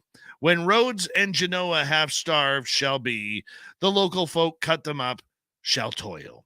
However, not all the predictions linked to the coming year are cause for concern. He also seemingly predicted that humans will set foot on Mars, referencing light falling on Mars. And ultimately, the reliability of Nostradamus' writings have been heavily debated over the years. His predictions do not come with dates and are often written in obscure and mysterious ways. Yep, but we're still looking and partying like it's 1555. Yeah, this police officer may have wanted to be a little bit more discreet. His name, Christian Goggins of the Phoenix Police Department. At night, after he took his badge off and his uniform, he was literally going into porn. Yeah, Arizona's largest police department is now investigating the 30-year-old's after-hours antics. Now, some of you may say, hey, what he does in his off time is completely his time. Why should it be even included? Well, the Arizona Republic reports that while he was on duty and working at home, Goggins was channeling Rico Blaze in X-rated videos on his public Twitter page. Now private, he wrote, "I create art, and my eggplant emoji is the pen." He reportedly began making porn in 2019, the year he joined the police force. Apparently, the copulating cop has had been traveling to porn second city, Las Vegas, to star in extremely graphic X-rated videos. Phoenix police now say Goggins is the subject of an open internal investigation. He was on home duty for non-disciplinary reasons. I don't know about that. I don't know how I feel about that. In one way, it's kind of ew, but on the flip side, if it doesn't affect his duty, shouldn't he be allowed to do what he wants if it's not illegal on his personal side? A Cousin Eddie display in Kentucky apparently looked a little too real, and police were called to check it on out.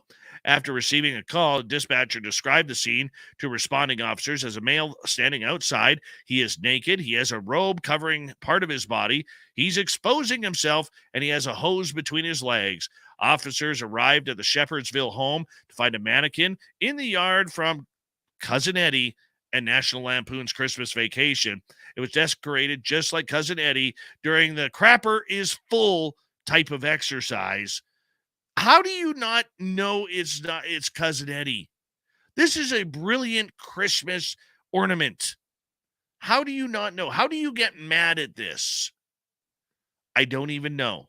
Words have no say.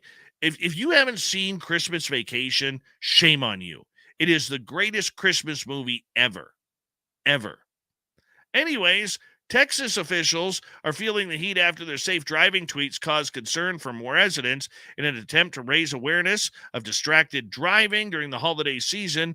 The Austin Transportation Department tweeted, "Someone creatively festive yet extremely visceral tweets about jolly old St. Nick."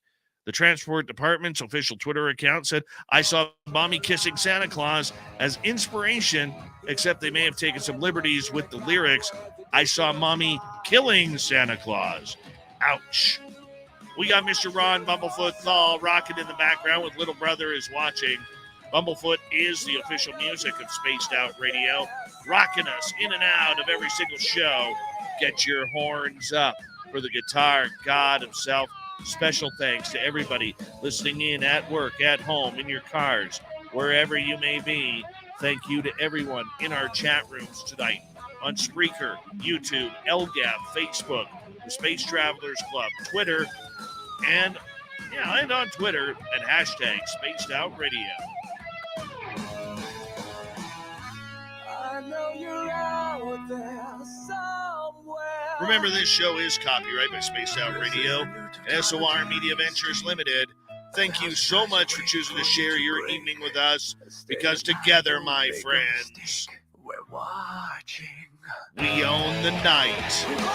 Mr. Bumblefoot, we need a favor. We need you to take us home.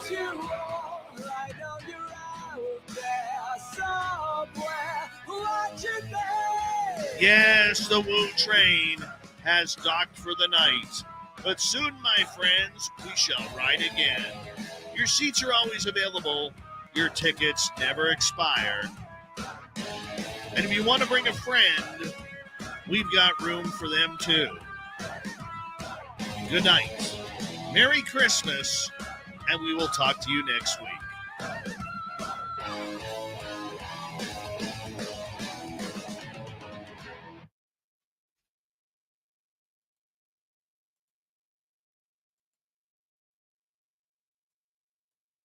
Woohoo! By the way, yes, we will be live tomorrow, and we will be live next week as well. So, it's just the weekends. What the hell happened to my hair? Just the weekends that are going to be blocked off here, guys. All right. So, yeah, man. Friggin' A. Friggin' A.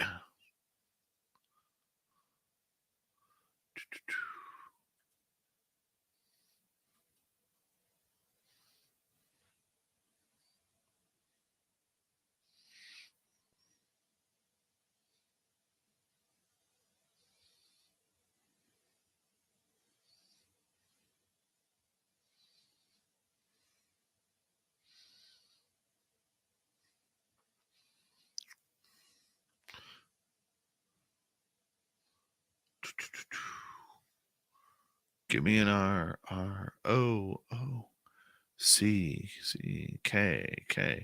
What you got? Rock. And what you gonna do? Rock you. Give me an R-R-O-O-C-C-K-K. What you got? Rock. And what you gonna do? Rock you.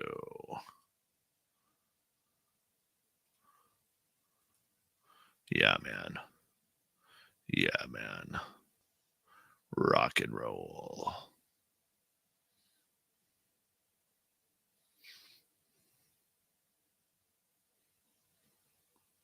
All right.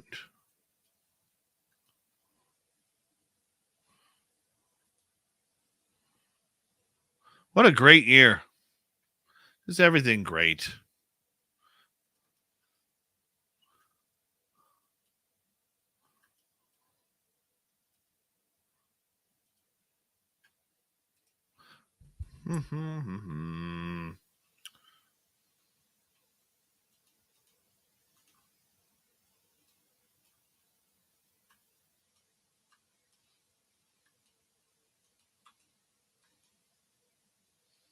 I do have a grandson.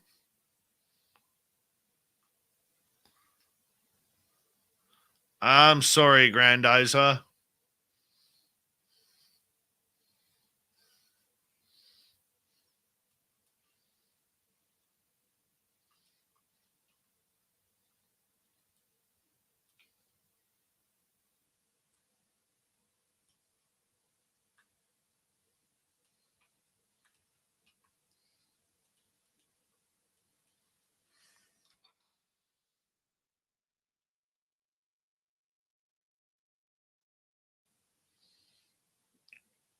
Oob, how's Lola?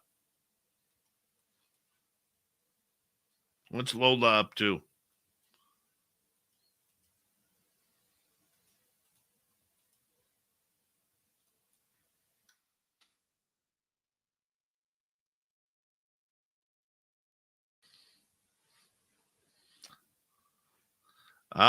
Tracy, did you play it? Did you play it, Tracy? Quite often I get to thinking how as kids we got by. Like at Christmas time at our house, we couldn't even afford a fire. But we made do with what we had back then when I was young. Dad used to suck a peppermint and we'd all sit around his tongue.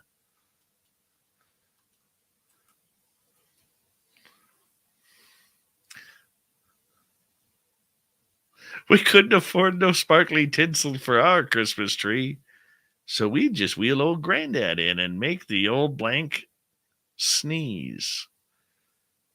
Wheel him round the other side, Nana. Well, things change pretty bloody quick. I've got kids now of me own, and I heard 'em unwrap their prezzies last night when I got home. Aye, Santa Claus, you blank. Where's me effing bike? You've unwrapped all this other junk, and there's nothing that I like. I wrote you an effing letter, and I come to see you twice. You worn out geriatric fart, you forgot me frickin' bike. I wanted a pair of bloody thongs, I would have bloody asked. And this cowboy suit and ping pong set you could shove right up your ass. You stuffed me bloody order up. It's enough to make you spew. But it's not just me who's snaky. Me sister's squirrely too. Hey, Santa Claus, you blank. Where's me fucking prim? You promised me you'd send me one, for you remember who I am. For I'm the little girl who sat right up there on your knee. I'll give you effing ho-ho-ho. You've got me effing prim. Next time I come to see you, I'm going to punch you in the guts. And I'll let your frickin' reindeer loose and kick Rudolph in the nuts. Yeah, you just wait till next year when you get back to that store and me little sister come stomping through the door. Hey, moms and dads, just smell his breath and check his bloodshot eyes. And don't listen to him, boys and girls, 'cause he tells effing lies. He's just a piss tank and a pervert, and he's not very bright, 'cause the old effing wanker forgot me effing bike. There you go. That felt good, eh, Steam Trademark? That felt good. I know you're laughing over there over that one. Wondering, how does some stupid Canadian know that one? Oh, Kevin Bloody Wilson. God bless you. It's not respected enough. Oh, and Simon's loving it too. Simon is loving it too. Yeah.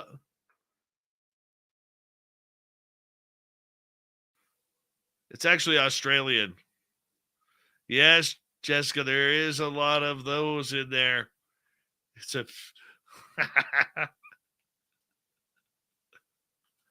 oh, it's such an angry song, but it's so funny.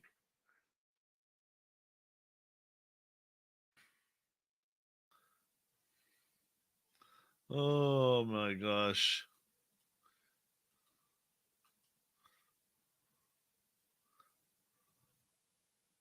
Oh man.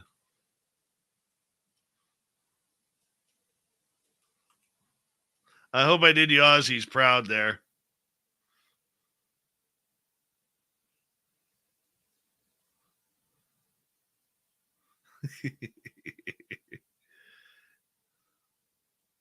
All right, I think that's where it starts right there. Yep. Nice cut right there, Dave. Good job. There we go. Gotta snip that right there. Good one.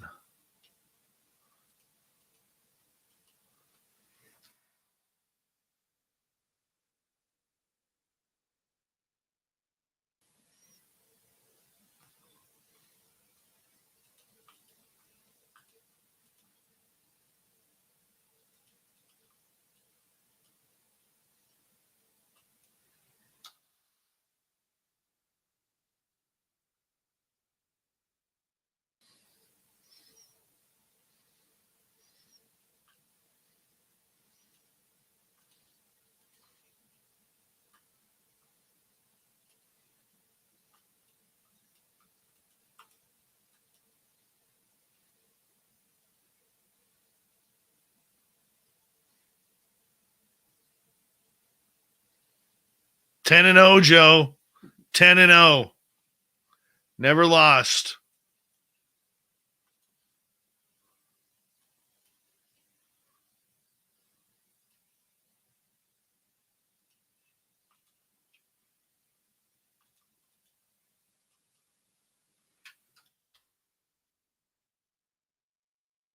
Five or six, five.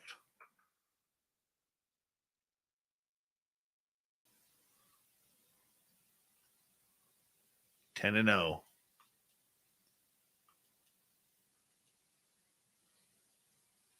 All I gotta say.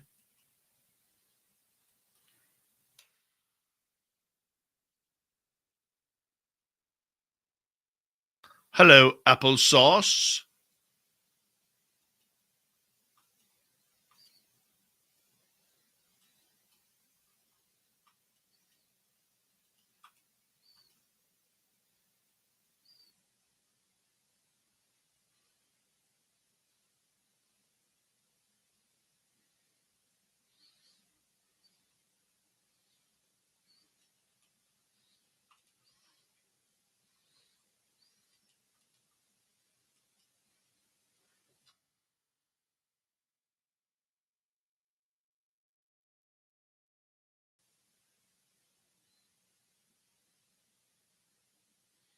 That is a fine album. It's the greatest album ever. Dogface.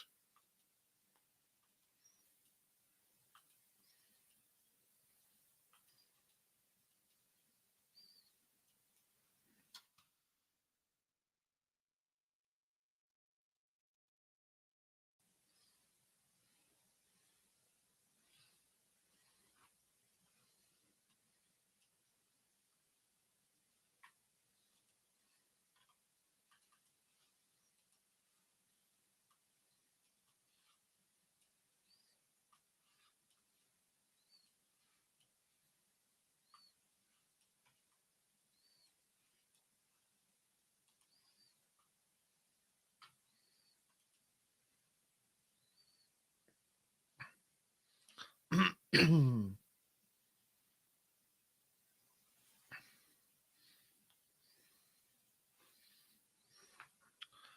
didn't run away. We partied our way back. While all of you cried while the White House burned.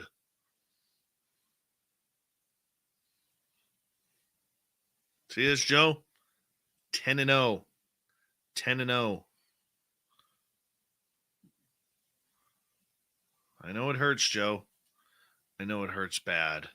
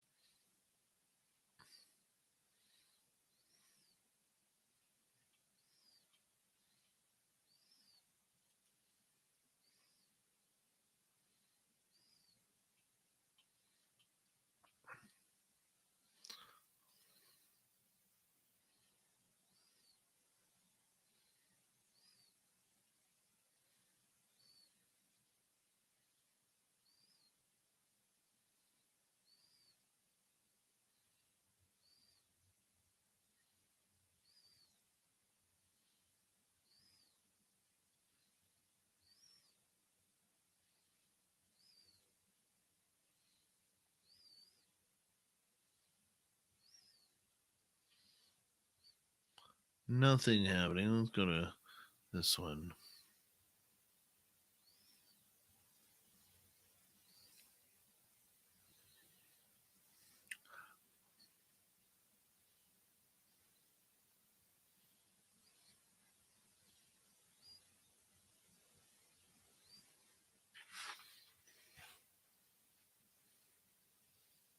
Ten and 0, Joe. And you're 2-0, or you're an 0-2 against us. 0-2. Knock, knock. Who's there? Owen. Owen who? 0-2, Joe. 0-2.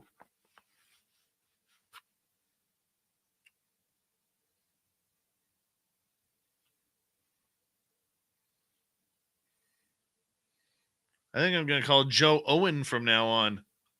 Hey, Owen.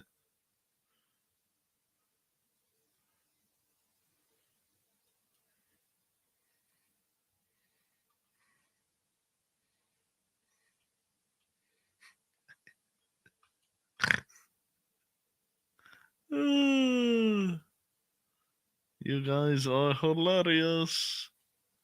Your history is so funny.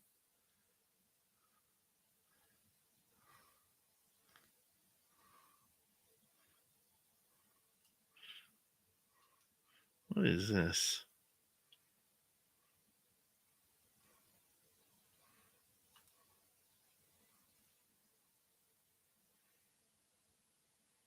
Why does Revelstoke have a live camera? Oh, virtual rail fan. That's why, because of the trains.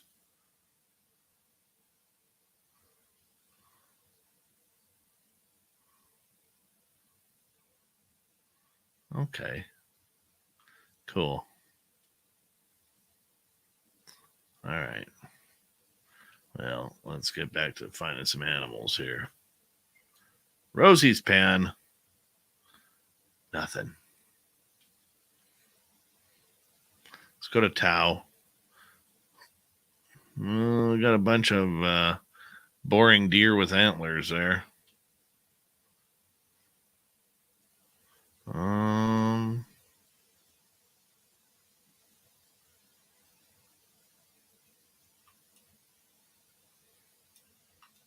go to the Naledi Dam.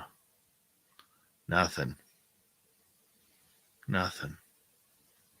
Son of a gun.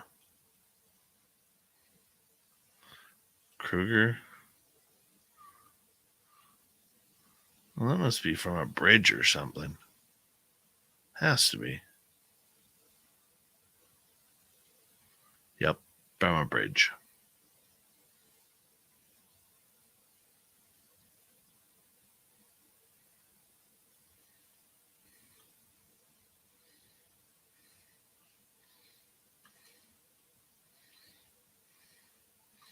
And Coro, what do we got?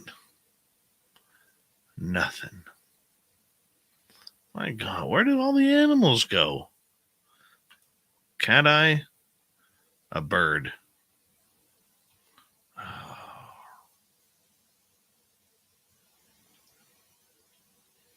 My goodness.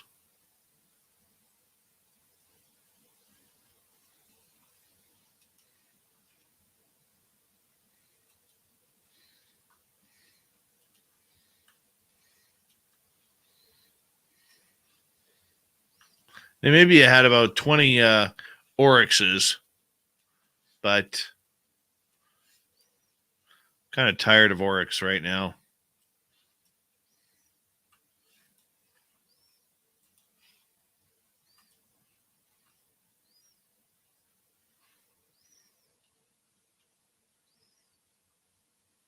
Tau? All right, let's just go here for a minute.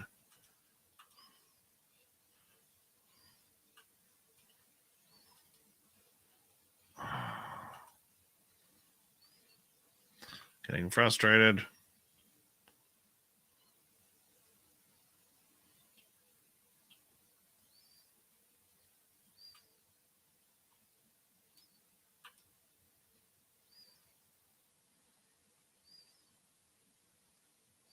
No. Oliphant's River. What do we got here? They're scanning.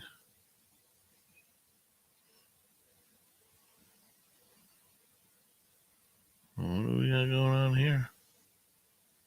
Is there just a little bit of action?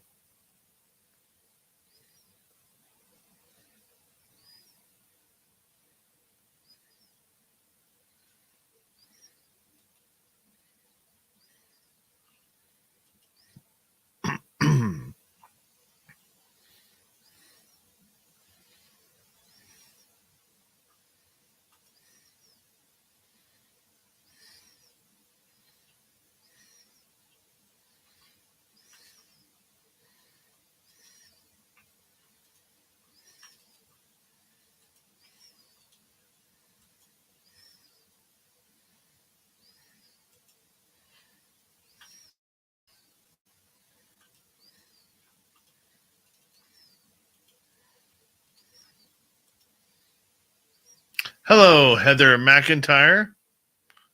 How are you?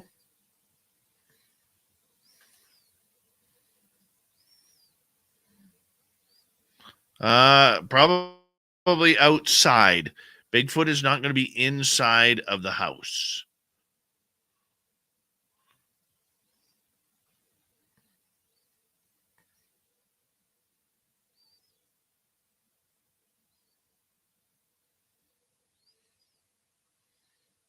Just saying.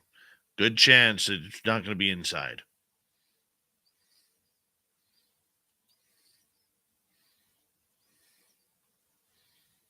Nothing. Tembe? That's highlights. We don't want highlights. Oh yeah, this is actually kind of cool here. Check this stuff out. Hold on. This is actually kind of cool.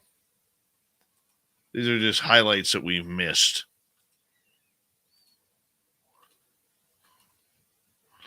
Check this out. Freaking lions and elephants.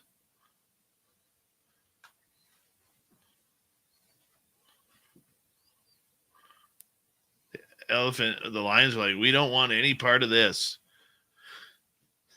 We don't want any part of this. This was in an area where I actually saw a video of one of these lionesses actually trouncing on a little kudu or some sort of antelope or something like that. Like, look how stupid these cats are. We're going to take you down. We're going to take you down.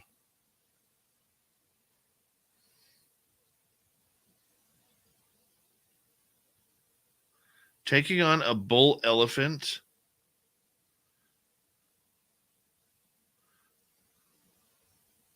Like the elephant is like, come on, guys. Ladies, please. Be serious here for a second. All right? Be serious.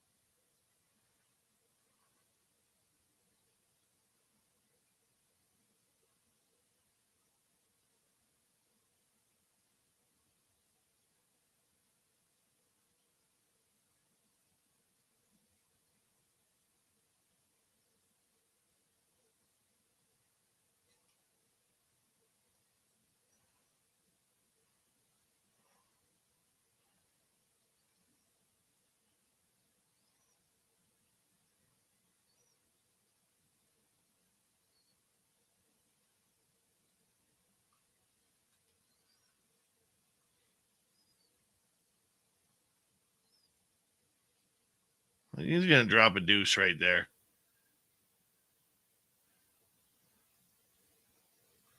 Look at how happy they are playing in the mud.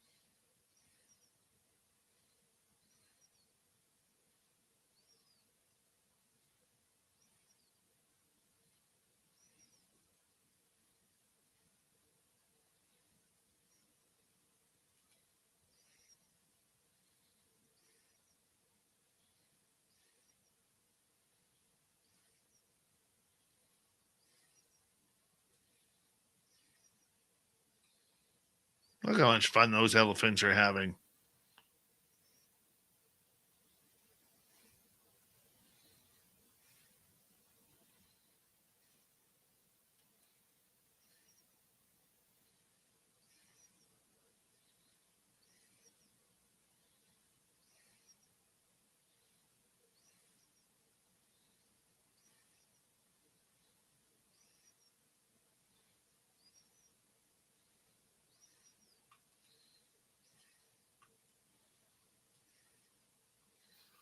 Okay, bear with me 2 seconds here, guys.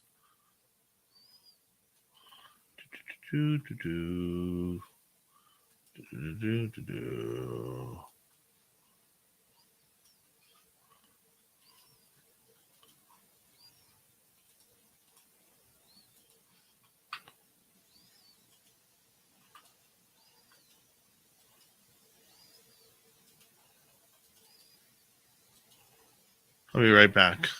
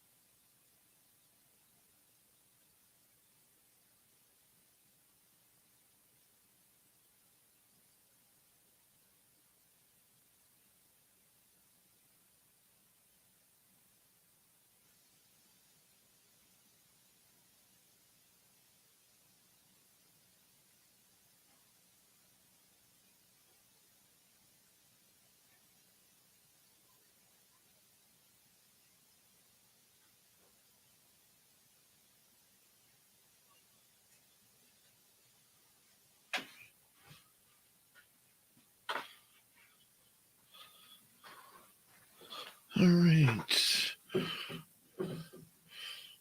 What do we got here happening? What is that? What is that? What was that? Hold on. Get back here. What was that?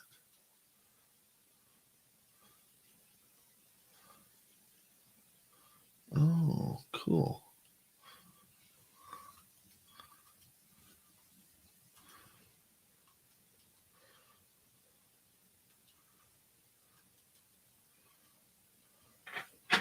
Cool. All right, guys. Well, I have to work in the morning, so I am going to call it the night. But I want to say a big thank you to all of you for tuning us in tonight. What a wonderful show it was. Tomorrow night on the show, the Crypto Guru is going to be here. More Christmas monsters and legends. 2 nights in a row with the Guru. Yes, it's Guru time. Tomorrow, what the hell is with my hair? Oh, my. Anyways, big thank you, big love to W. David Page, Cat Chaser, Von Patrick, D. Cohen, Lily Pond, Midwest Night Watchers, Forrest Louie, Deb, Ollie, and Gailey for the amazing super chats.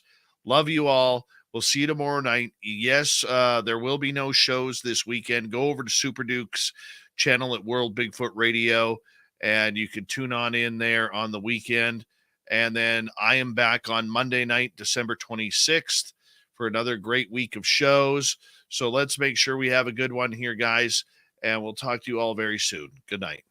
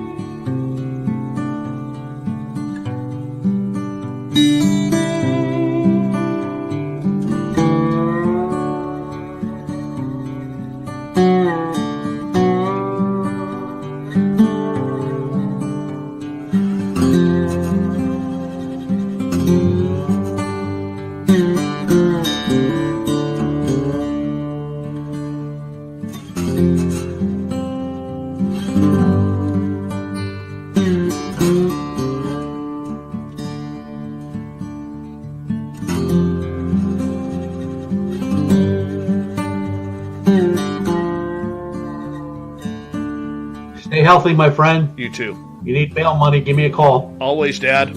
Take care. You too.